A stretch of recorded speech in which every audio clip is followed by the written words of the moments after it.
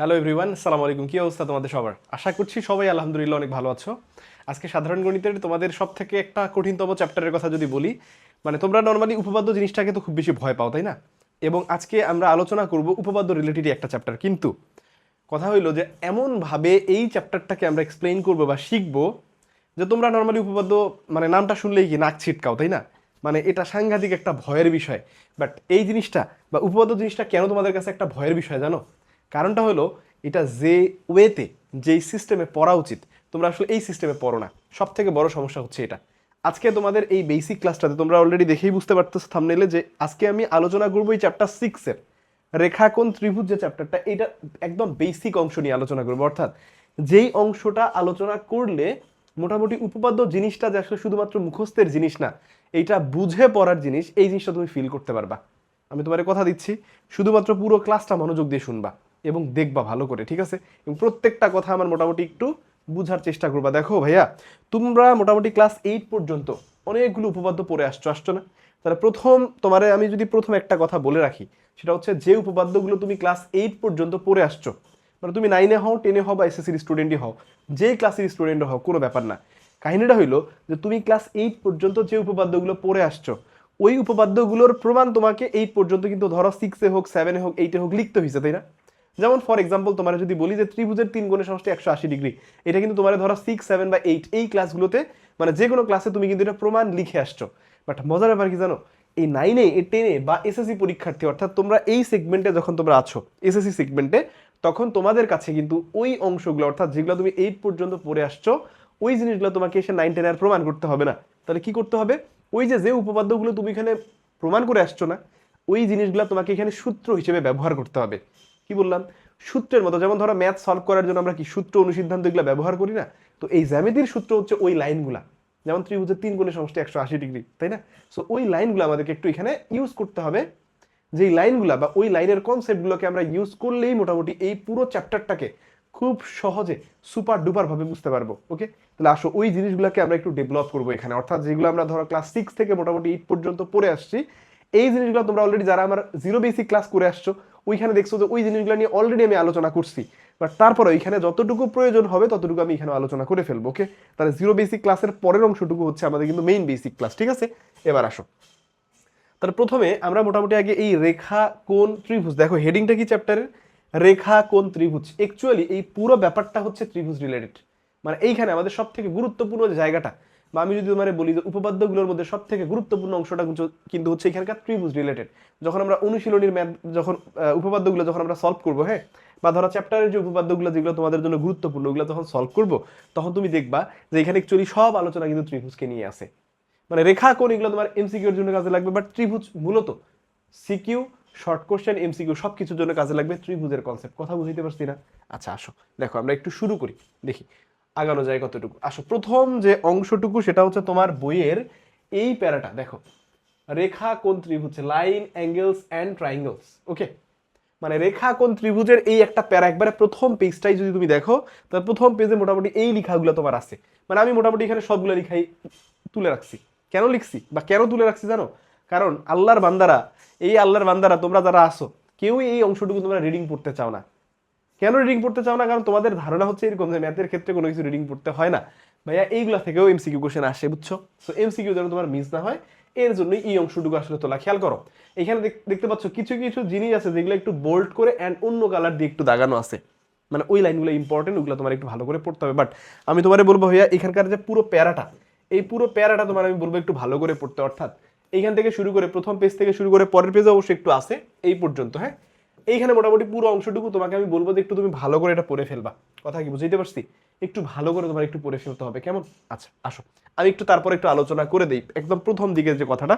দেখো, যখন তোমরা নার্সারিতে বা স্ট্যান্ডার্ড নার্সারিতে থাকো, তখন তোমাদের ওই যে দেখো ধারাপাত টাইপের একটা ছোট্ট একটা বই থাকে, বুঝছো কিনা? বা আমরা ছোটবেলায় যখন কিন্ডারগার্টেনে পড়তাম, এটাকে মান সংখ্য নামে একটা আসলে নাম দিত আর কি। যাই হোক, এক একটা এলাকায় এক এক নামে ওইটা আছে। বাট ওই বইটা হচ্ছে কি জানো, মানে ম্যাথে ভালো করার আমি বলি একটা চাবিকাঠি ওইটা। কারণ ওইখানে ছোটখাটো অনেকগুলো জিনিস শেখানো হয়, যেগুলো আমরা এই যে জিরো বেসিক ক্লাস অ্যাকচুয়ালি আমরা আসলে কি করি, মানে আমরা ওই চ্যাপ্টার রিলেটেড যে অংশগুলো ধরো তোমরা ক্লাস 8 পর্যন্ত পড়ে আসছো, একজন স্টুডেন্ট 8 পর্যন্ত পড়ে তো অনেক ফাঁকিবাজি করতেই পারে, তাই না? বাট সে ধরো কোনো কারণে 9-এ এসে অনেক সিরিয়াস হয়ে গেছে বা 10-এ এসে সিরিয়াস হয়ে গেছে, বাট সে যেন ক্লাস 8-এ যে জায়গাগুলো তার গ্যাপ ছিল ওই জায়গাগুলোর জন্য যেন তার 9-10-এ উঠে কোনো প্রকার প্যারা না হয়, যার জন্য কিন্তু আমাদের একটা চেষ্টা হচ্ছে জিরো বেসিক ক্লাস, বুঝছো কিনা? মানে আমরা ওইখানে এমনভাবে আলোচনা করবো ওই চ্যাপ্টারের যে কিওয়ার্ডগুলো, অর্থাৎ ক্লাস 8 পর্যন্ত যে জিনিসগুলো, যেই কনসেপ্টগুলো তোমার প্রয়োজন আছে আমরা ওইগুলো কিন্তু এখানে আলোচনা করে দিই, ঠিক আছে? আচ্ছা আসো তাহলে এই যে জিওমেট্রি ওয়ার্ডটা আছে না, এই জিওমেট্রি ওয়ার্ডটা অ্যাকচুয়ালি একে যদি তুমি একটু ভাঙাও তাহলে এটা গ্রিক ওয়ার্ড থেকে আসবে, বুঝছো? এখানে এই কথাটা একটু বলছি, একটু দেখো তো। জিওমেট্রি শব্দটি গ্রিক, এটা জিও অর্থ হচ্ছে ভূমি। তোমার কোশ্চেন করতে পারে যে জিও অর্থ কি, ভূমি। এরপরে যদি বলি মানে ভূমির ইংলিশ টার্ম হচ্ছে কি আর্থ, আর হচ্ছে মেট্রন কথাটা মানে হচ্ছে মেজারমেন্ট বা পরিমাপ করা। তার মানে সহজ কথা যদি বলি তাহলে এই জ্যামিতি কথাটার মানে কি দাঁড়াচ্ছে তাহলে বলো তো, ভূমির পরিমাপ। এটা তোমরা এই মানে যখন ছোট ছিল একদম, ওই যে বললাম নার্সারি, স্ট্যান্ডার্ড নার্সারি বা 1 বা 2-তে যখন ছিল তখনই তোমরা এই কনসেপ্ট পড়ে আসছো, বাট এখানে একটু পড়তে হবে।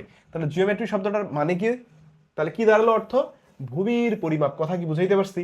তাহলে এই কথাটা একটু ভালো করে জেনে রাখতে হবে যে জিওমেট্রি শব্দটার মানে হইলো কি ভূমির পরিমাপ, এবং কোথা থেকে আসছে জিওমেট্রি কথাটা, এইটা আসছে কিন্তু অ্যাকচুয়ালি গ্রিক শব্দ থেকে, ঠিক আছে না? আচ্ছা এরপরে দেখো কি বলছে। এরপরে যদি তুমি এখানে পড়ো লাইনগুলো, অনেকগুলো লাইন এখানে মানে মোটামুটি যেগুলো আছে প্রত্যেকটা লাইনই গুরুত্বপূর্ণ, বাট এর মধ্যে আছে না খুব বেশি গুরুত্বপূর্ণ লাইন। আচ্ছা দেখো তো একটু কি বলছে, কৃষি নির্ভর সভ্যতার যুগে ভূমি পরিমাপের প্রয়োজনেই জ্যামিতির সৃষ্টি হয়েছিল। এখন দেখো জ্যামিতি, যেহেতু জিওমেট্রি শব্দটাকে এক্সপ্লেইন করে আমরা দেখতে পাচ্ছি যে এটা হচ্ছে কি জ্যামিতির পরিমাপ, কিন্তু এখন আমরা কি করতেছি, এটাকে আমরা কি ভূমি পরিমাপের ক্ষেত্রে কি এই জিনিসগুলোকে ব্যবহার করি? আমরা আমাদের আসলে কি পড়ালেখার কাজে সব থেকে বেশি ব্যবহার করতেছি, বাট ইন প্র্যাকটিক্যালি আমাদের দেশের মধ্যে জমি পরিমাপের জন্য তুমি দেখবা বিভিন্ন প্রকার সার্ভে হয়, বিভিন্ন প্রকার সার্ভে থাকে, ওই সার্ভেতে কিন্তু জিওমেট্রির কনসেপ্টকে ব্যবহার করা হয়, বুঝছো? মানে তোমরা হয়তো ম্যাথের ক্ষেত্রে এটা পড়তেছো, তো এই জন্য তোমাদের কাছে এটা ফিল হইতে পারে যে এটা মনে হয় জমি পরিমাপের সাথে কানেক্টেড না, বাট অ্যাকচুয়ালি জিওমেট্রিকে কমপ্লিটলি জমি পরিমাপের সাথেই মেজার করা হয়, ব্যবহার করা হয়। কথা কি বুঝাইতে পারছি না? আচ্ছা এখন আসো তাহলে, যেহেতু জমি পরিমাপের ক্ষেত্রেই সব থেকে বেশি ব্যবহার হয়, এটা একটা প্র্যাকটিক্যাল একটা আইডিয়া তোমাদেরকে দেওয়ার চেষ্টা করলাম। আচ্ছা কি বলতেছে এরপরের লাইনটা একটু দেখো তো। তবে জ্যামিতি আজকাল কে বললো ভূমি পরিমাপের জন্যই ব্যবহৃত হয় না, মানে ভূমি পরিমাপের পাশাপাশি একে আমরা ওই যে বললাম যে ম্যাথমেটিক্স সলভ করার জন্য ব্যবহার যেহেতু করতেছি, যেমন ধরো তোমরা এই যে ত্রিকোণমিতি চ্যাপ্টারটা যখন করো, হ্যাঁ ত্রিকোণমিতি চ্যাপ্টারে দেখবা যে মানে সবকিছু তোমার হচ্ছে সমকোণী ত্রিভুজের সাথে কানেক্ট। সমকোণী ত্রিভুজ মানে কি, জ্যামিতি তো। আচ্ছা এই কথাটাই পরবর্তীতে আর কি বলছে দেখো, এই যে ভূমি পরিমাপের জন্য ব্যবহৃত হয় না বরং বহু, দেখো গাণিতিক সমস্যা সমাধানেও জ্যামিতি কি হয়, ব্যবহার করা হয়, বুঝছো কিনা? জ্যামিতি ব্যবহার করা হয়। আচ্ছা এরপরে কি বলছে, প্রাচীন সভ্যতার নিদর্শনগুলোতে জ্যামিতি চর্চার প্রমাণ পাওয়া যায়। এই যে ইতিহাসবিদদের মতে প্রাচীন মিশরে আনুমানিক 4000 বছর আগে, কত বছর আগে, 4000 বছর আগে, কোথায় বলতো, প্রাচীন মিশরীয় যুগে, বুঝছো, মিশরে। আচ্ছা তাহলে 4000 বছর আগে, এই কথাটা একটু ভালো করে একটু নোট ডাউন করবা, ঠিক আছে? ভূমি পরিমাপের কাজে জ্যামিতিক জ্ঞান ধারণা ব্যবহার করা হতো। প্রাচীন মিশর, ব্যাবিলন, ভারত, চীন ও ইনকা সভ্যতার বিভিন্ন ব্যবহারিক কাজে জ্যামিতির প্রয়োগের নিদর্শন রয়েছে, খেয়াল করছো? তার মানে কি দেখো, প্রাচীন মিশর, ব্যাবিলন, ভারত, চীন, ইনকা যে সভ্যতাগুলোর কথা বলছে, মানে তুমি জ্যামিতির নিদর্শন খেয়াল করো একটু, মিশর, ব্যাবিলন, ভারত, চীন, ইনকা সভ্যতার বিভিন্ন ব্যবহারিক কাজে জ্যামিতির প্রয়োগের নিদর্শন রয়েছে। মানে বুঝতেছো ব্যাপারটা? এই লাইনটা একটু ভালো করে ভাইয়া পড়ে ফেলবা, ঠিক আছে?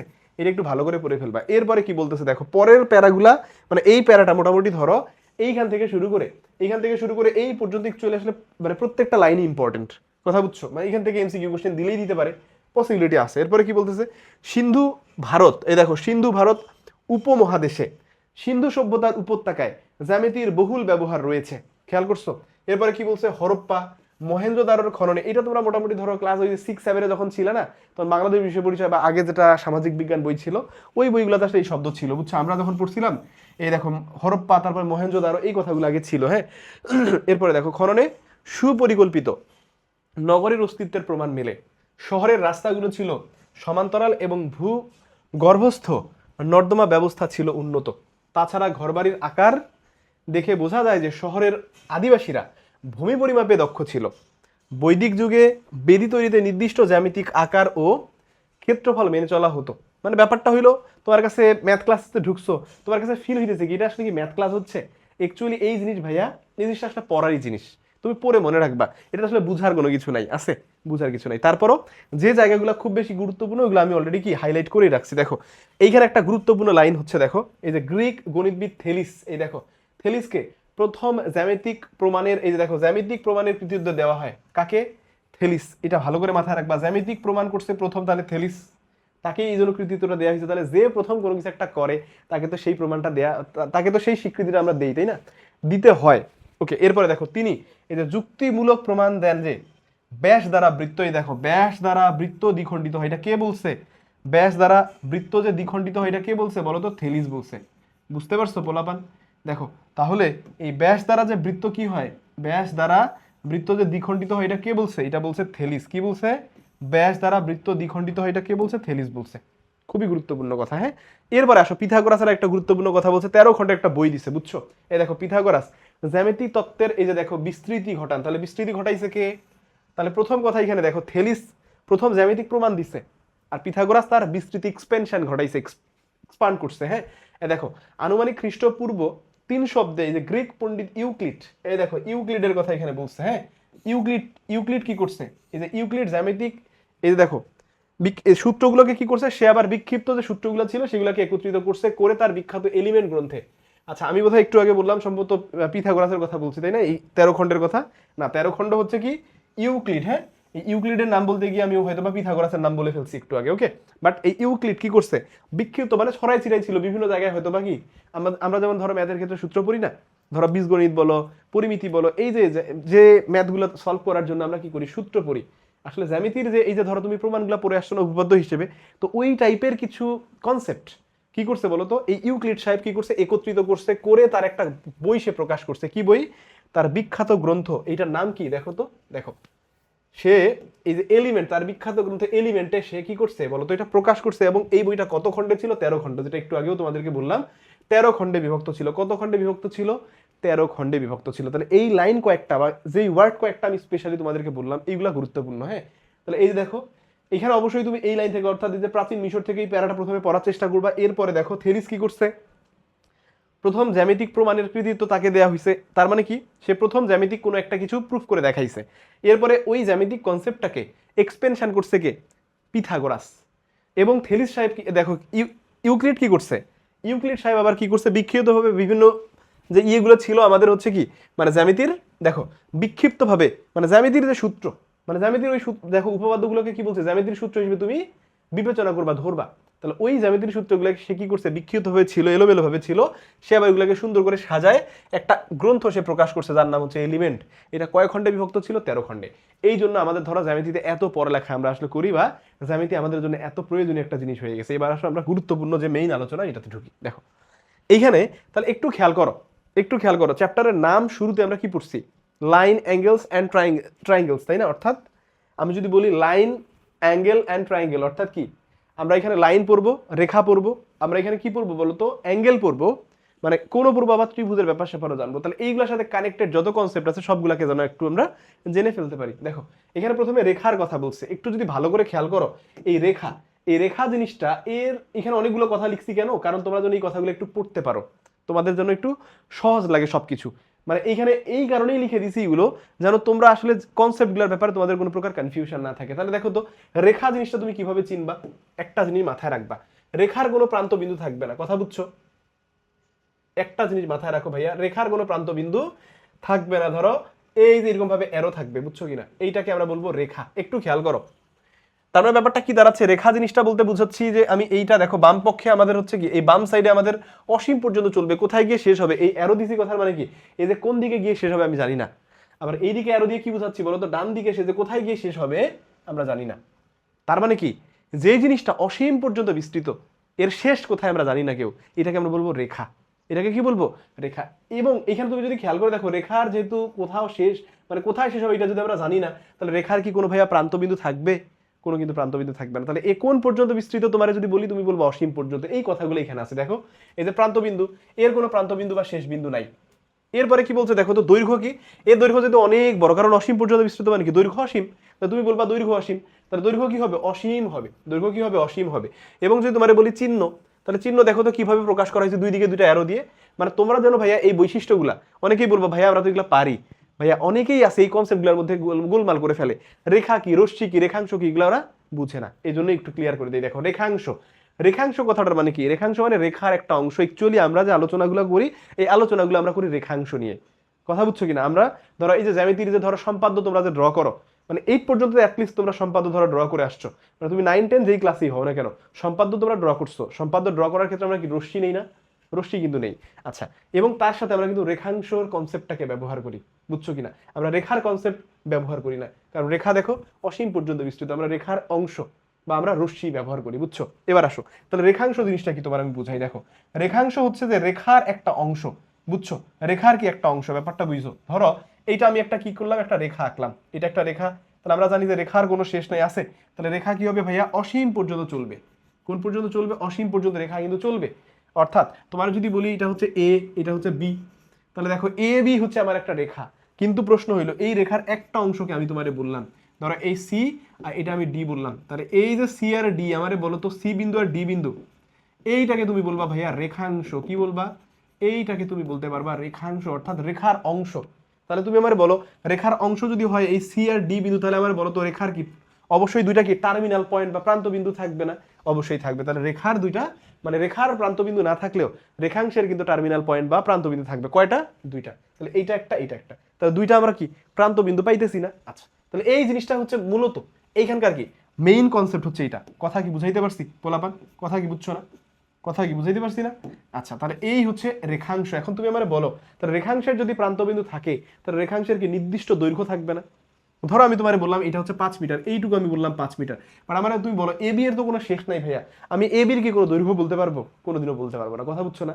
তাহলে রেখাংশের কি অবশ্যই প্রান্তবিন্দু থাকার জন্য এর দৈর্ঘ্যটা লিমিটেড।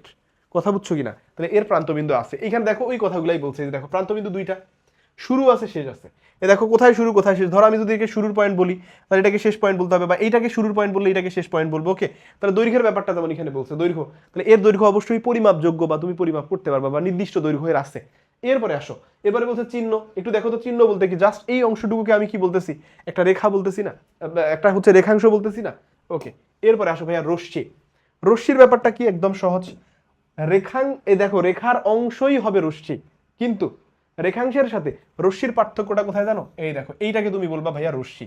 অর্থাৎ আমাকে তুমি বলো তো রেখাংশের দুইটা প্রান্তবিন্দু ছিল, রেখার প্রান্তবিন্দুই ছিল না, কারণ রেখা কোথায় শেষ হবে আমরা জানি না। একটু দেখো রেখা কোথায় গিয়ে শেষ হবে আমরা জানি না, একটু দেখো ভালো করে, রেখা কোথায় শেষ হবে আমরা জানি না। রেখা হচ্ছে অসীম, রেখাংশ হচ্ছে কি রেখার এক মানে রেখার একটা অংশকে বলবো রেখাংশ, যেখানে রেখাংশের দুইটা প্রান্তবিন্দু থাকে। বাট রশ্মিটা হচ্ছে কি? রশ্মিটা হচ্ছে একটা প্রান্তবিন্দু থাকবে। খেয়াল করো এই যে একটা প্রান্তবিন্দু আছে, আর এই দিকে কোথায় গিয়ে শেষ হবে আমরা জানি না। তার মানে কি এর প্রান্তবিন্দু একটা, এবং এই দিকে যেহেতু অ্যারো দেখাচ্ছি মানে এই অসীম পর্যন্ত চলবে, কোথায় গিয়ে শেষ হবে আমরা জানি না। তার মানে এর কি তুমি দৈর্ঘ্য পরিমাপ করতে পারবা? তাহলে এর দৈর্ঘ্য অসীম, অবশ্যই অসীম। হ্যাঁ, আচ্ছা এবার আসো তাহলে এর প্রান্তবিন্দু যদি তোমার জিজ্ঞেস করে তাহলে তুমি বলতে পারো যে প্রান্তবিন্দু একটা। এই জন্য খেয়াল করো প্রান্তবিন্দুর কথা এখানে যখন বলা আছে বলবা একটি প্রান্তবিন্দু। দৈর্ঘ্য যদি তুমি বলো ভাইয়া দৈর্ঘ্য তো তুমি হিসেব করতে পারবা না। তুমি এখন বলতেই পারো যে ভাইয়া এইখান থেকে যেহেতু শুরু হয়েছে তাহলে এই দিকে তো কিছু নাই, ভালো কথা, এইদিকে নাই, তাহলে এই দিকে যে অসীম পর্যন্ত বিস্তৃত এই দিকের শেষটা কোথায়? তুমি শেষ পয়েন্টটা খুঁজে বের করতে পারবা? পসিবল না। তাহলে এই দিকের শেষ কোথায় আমরা খুঁজে বের করতে পারবো না। আর চিহ্ন কি হয়েছে দেখো, একদিকের একটা অ্যারো চিহ্ন দিয়ে আমরা প্রকাশ করছি না? তাহলে এই তো এইখানে জাস্ট দেখাইছে যে একদিকে একটা তীর চিহ্ন দিয়ে আমরা প্রকাশ করব। তাহলে রেখা, রেখাংশ, রশ্মি, এই ব্যাপারে কি আর কোনো কনফিউশন থাকবে? থাকবে না আশা করি। এবার এবার আসো, এবং একটা কথা শুধু এখানে বলে রাখি ভাইয়া, সেটা হচ্ছে কি এতে রেখা, রশ্মি, রেখাংশ, দেখো তার মধ্যে থেকে আমরা দুইটা কনসেপ্ট দেখলাম, একটা হচ্ছে রেখা আর একটা হচ্ছে রশ্মি। এদের দুজনের কিন্তু তুমি পরিমাপ করে শেষ করতে পারবা না, মানে এর ভ্যালু আমি যদি তোমারে বলি যে তুমি নির্ণয় করতে পারবা না, অনির্ণয়। বাট রেখাংশ কি নির্ণয় করা যায়। কিন্তু এর যদি মাত্রার কথা আমি জিজ্ঞেস করি তাহলে যা মাত্রা মানে কি? দৈর্ঘ্য প্রস্থ উচ্চতা, বুঝছো কিনা? দৈর্ঘ্য প্রস্থ উচ্চতা, তাহলে শুধুমাত্র রেখাংশের কি পাবা? তুমি দৈর্ঘ্য পাবা। বুঝাইতে পারছি কথা? বাট রশ্মির এবং রেখাংশের শুধুমাত্র কি পাবা? দৈর্ঘ্য পাবা, কারণ রেখাংশের একটা নির্দিষ্ট মান আছে, এই জন্য রেখাংশে তুমি দৈর্ঘ্য পাবা। কিন্তু ভাইয়া রশ্মি এবং রেখা এদের দুইজনে তুমি কি পাবা না? কোনো মান পাবা না, এর কোনো নির্দিষ্ট কোনো মান নাই, কারণ অসীম পর্যন্ত বিস্তৃত। ওকে, এবার এই তিনজনকে দেখো একটা স্লাইডের মধ্যে একটু রাখা হয়েছে, খেয়াল করো ওই যেই কথাগুলো এখানে বললাম ওই জিনিসগুলো এখানে রাখা হয়েছে। কি কি বলা হয়েছে একটু দেখো তো। এখানে বলা হচ্ছে যে প্রান্তবিন্দু, রেখাংশের কোনো প্রান্তবিন্দু নাই, রশ্মির প্রান্তবিন্দু কিন্তু একটা, আর রেখাংশের দুইটা প্রান্তবিন্দু। দৈর্ঘ্যের কথা একটু আগে তোমার কি বলছি, এই রেখারও তুমি দৈর্ঘ্য পরিমাপ করতে পারবা না, আবার রশ্মিরও তুমি দৈর্ঘ্য পরিমাপ করতে পারবা না, পরিমাপ করতে পারবা শুধু রেখাংশের। বুঝছো কিনা? এরপর আসো বিস্তৃতির কথা যদি বলা হয় তাহলে এই অসীম পর্যন্ত উভয় দিকে ডানে বামে, বুঝছো কিনা, বা উত্তর দক্ষিণ যেটাই তুমি বলো, দুই দিকে কিন্তু রেখা বিস্তৃত। এই রেখা হচ্ছে এরকম, আর রশ্মি হচ্ছে শুধু একদিকে বিস্তৃত এরকম থাকবে, এইদিকে থাকলে এইদিকে থাকবে না, আবার এইদিকে থাকলে এইদিকে থাকবে না। কথা বুঝা গেছে না? একদম সহজ জিনিস।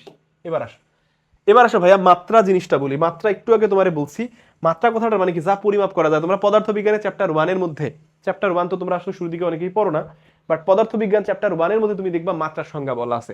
মাত্রা হচ্ছে কি? যা পরিমাপ যোগ্য বা যাকে পরিমাপ করা যায় সেই হচ্ছে মাত্রা। তাহলে মাত্রা কয়টা? আমাদের 3টা মাত্রা। একটা হচ্ছে দৈর্ঘ্য, প্রস্থ, উচ্চতা। এই দৈর্ঘ্য, প্রস্থ, উচ্চতা ছাড়া তুমি আর কারে মাপবা ভাই? মাপার মতো আর কেউ নাই, বুঝছো কিনা? তাহলে দৈর্ঘ্য, প্রস্থ, উচ্চতা, এই 3টা জিনিসকে আমরা বলি মাত্রা। কথা বুঝছো?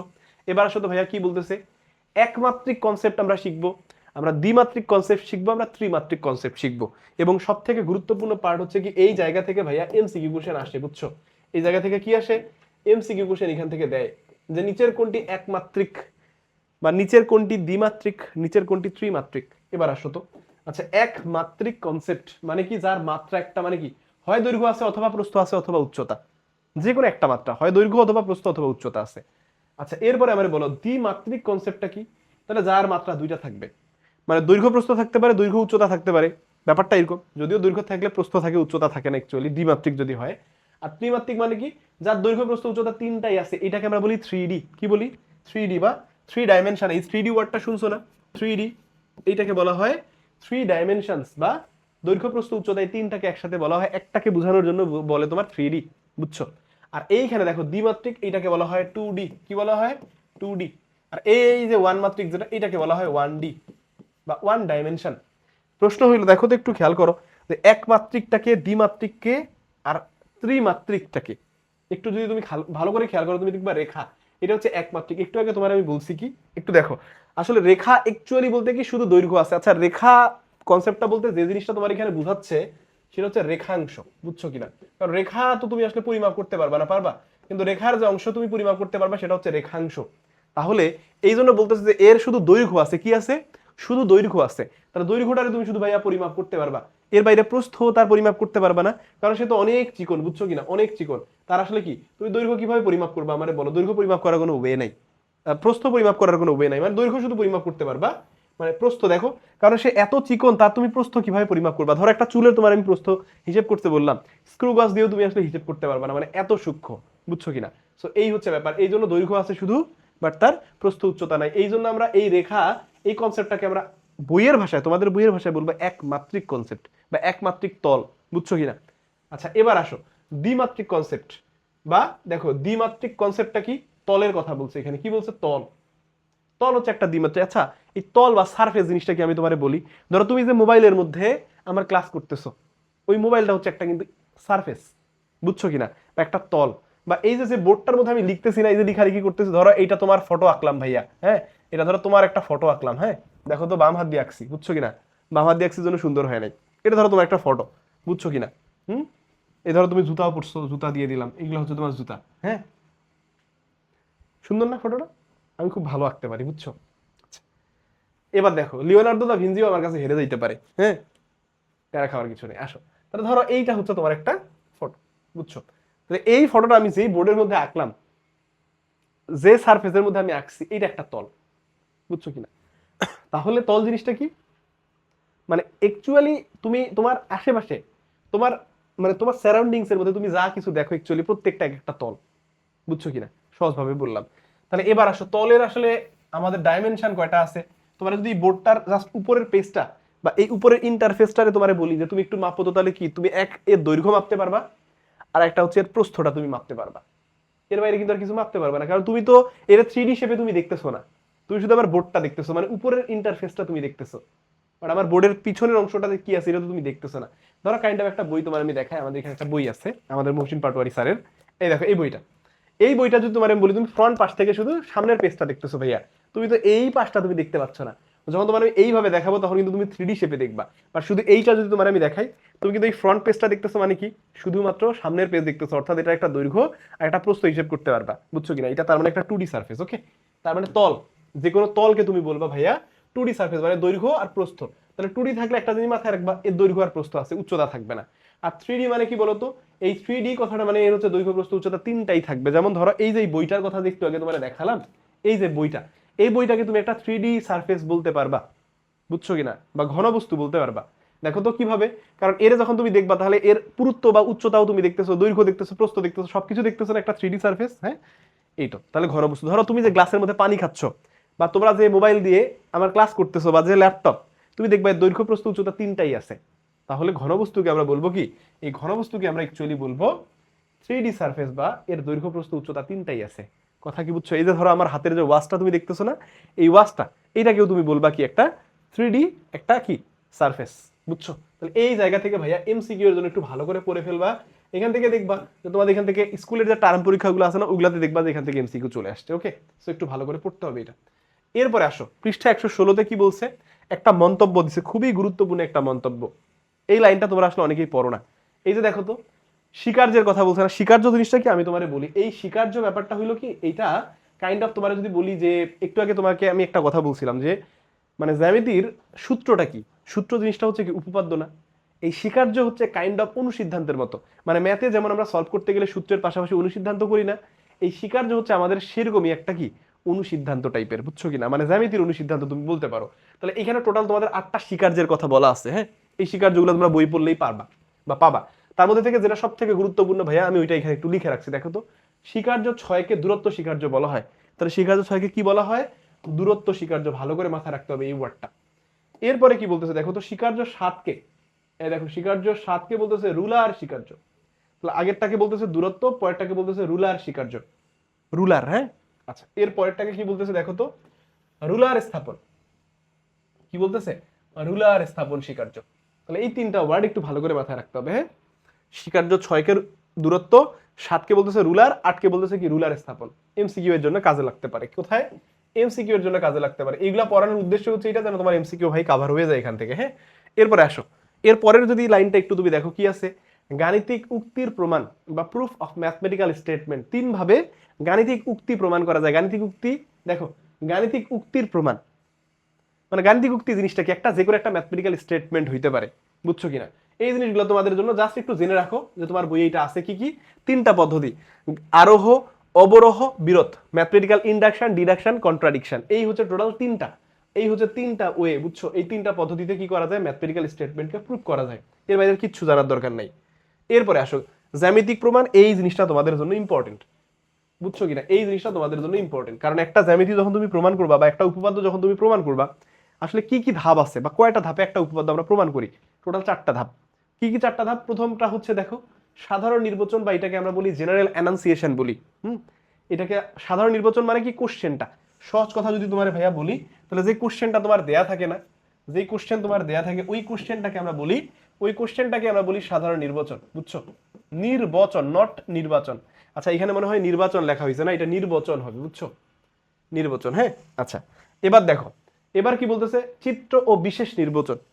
মানে ব্যাপারটা হচ্ছে ওই যে সাধারণ নির্বাচনে যে কথাগুলো বলছে না, ওই কথাগুলাই তুমি বেসিক্যালি 2 নাম্বার পয়েন্টটাতে, মানে চিত্র আঁকবা, আঁকার পরে অবশ্যই চিত্র আঁকার পরে তুমি সাধারণ নির্বাচন বলবা।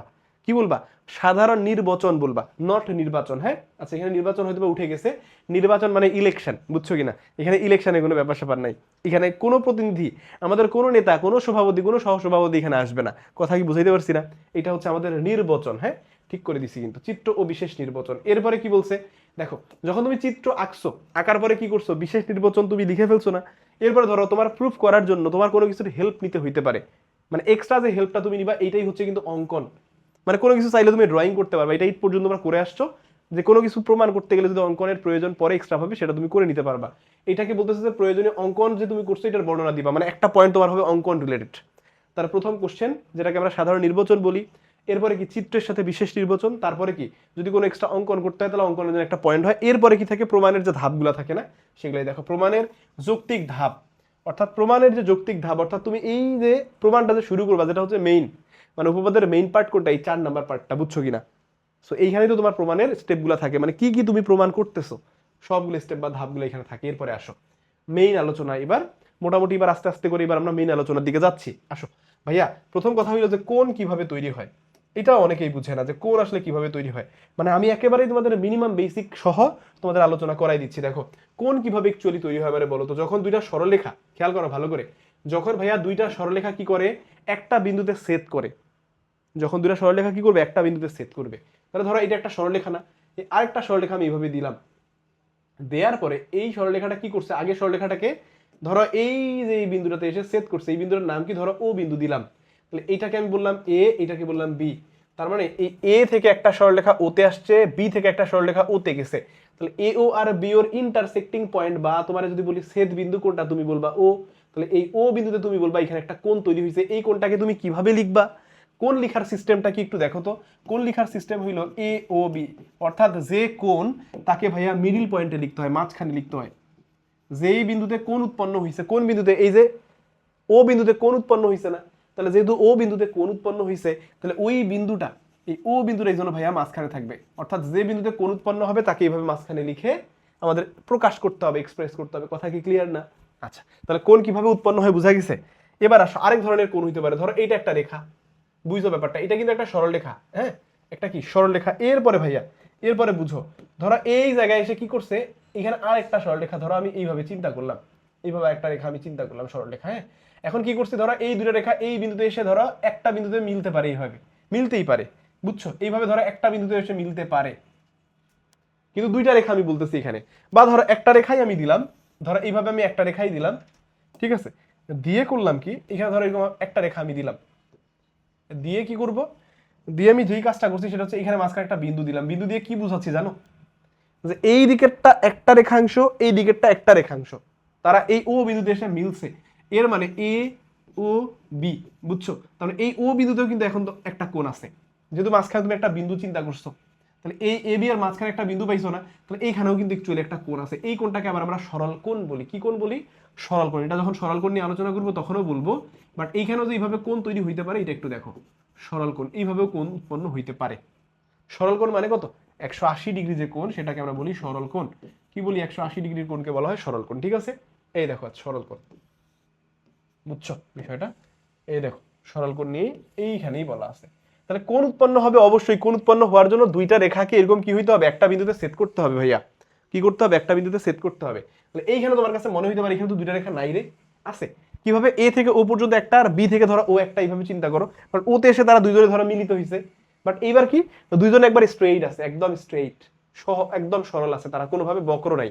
ঠিক আছে, এই জন্য এই কোণটাকে আমরা বলি সরল কোণ। ওকে, এরপরে বলছে ভাইয়া সন্নিহিত কোণ। দেখো সন্নিহিত কোণ কথাটার মানে কি, একদম সহজ জিনিস। তাহলে কোণ উৎপন্ন করা তুমি বুঝছো না, সন্নিহিত কোণ জিনিসটা কেমন আমি বলি। দেখো ধরো এইটা একটা রেখা, বুঝছো, এইটা ধরো একটা রেখা, হ্যাঁ। এখন এই রেখাতে আমি কোন একটা বিন্দু ধরো আমি মার্কিং করলাম, এইটা একটা বিন্দু, ধরো এ, এটা হইলো ও, এটা হইলো বি। এখন আমি কি করলাম, এই ও বিন্দুতে ধরো এই দিকে আমি একটা কোণ দিলাম, ধরো এইখানে আমি এই কোণটাকে আমি মার্কিং করলাম। দেখো তো দুইটা রেখা, ওই যে বলছি যখন সেট করবে কোন একটা বিন্দু এখানে কোণ উৎপন্ন হবে। তাহলে ধরো এই বি থেকে ও, আর এই যে সি ও এসে এই যে এই জায়গায় মিলছে না, তার মানে এইখানে একটা কোণ আছে, বুঝছো কিনা? আছে না একটা কোণ? আচ্ছা, এবার তুমি আমারে বলো এইখানে এই বি ও সি, এই কোণ বি ও সি সন্নিহিত কথাটা মানে কি জানো? কানেক্টেড, বা একই সাথে, বা পাশাপাশি কোণ। সন্নিহিত কথা মানে পাশাপাশি কোণ। আমারে তুমি বলো মানে এই কোণের সাথে কোন কোণটা আছে, তোমার যদি আমি জিজ্ঞেস করি তাহলে তুমি বলবো অবশ্যই এই কোণটা। তাহলে এই বি ও সি এর তুমি বলবা সন্নিহিত কোণটা কি? এ ও সি, এ ও সি। এবং কোণকে যেহেতু মাঝখানে লিখতে হয় এই জন্য মাঝখানে লিখছি, এই দেখো এ ও সি।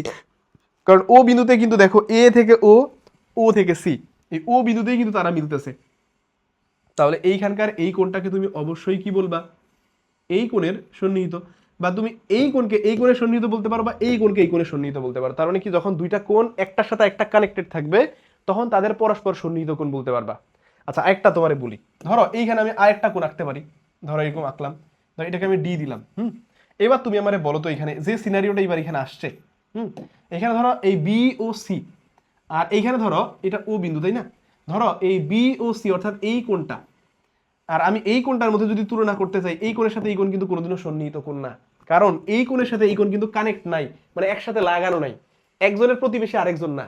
অর্থাৎ সহজ কথা যদি বলি, এই সন্নিহিত কথাটার মানে মনে রাখবা প্রতিবেশী। ধরো ব্যাপারটা হচ্ছে এরকম যে আমাদের মায়েরা কি করে, রান্না বান্না করতে গেছে, এখন ধরো লবণ শেষ হয়ে গেছে, তাই না?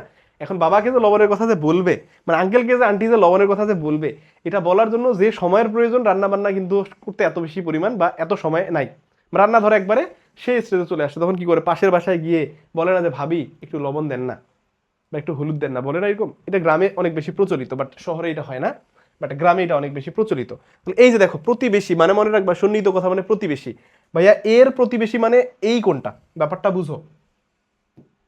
এইখানে এই কোনটা অর্থাৎ বিও সি এর প্রতিবেশী বললে তুমি এই কোনটারে বুঝবা। তার মানে সহজ কথা যদি বলি, এই সিওডি মানে ব্যাপারটা হচ্ছে এরকম যে ধরো এইটা একজনের বাড়ি, এইটা একজনের বাড়ি, বুঝছো, আর এই মাঝখানে আরেকজনের বাড়ি পড়ছে।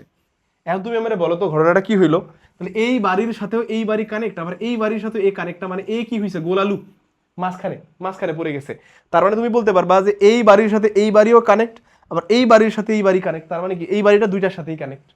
তার মানে এইখানে এই ঘটনাটা ঘটছে। অর্থাৎ তুমি যদি সিও ডি কোণকে বলো, এই সিও ডি কোণটা এই কোণের জন্য সন্নিহিত, এই কোণের সাথেও সন্নিহিত, কিন্তু এই দুই কোণ কিন্তু আবার পরস্পর সন্নিহিত না, এরা দুইজন ডিটাচড, একজনের সাথে আরেকজন কিন্তু কানেক্ট না।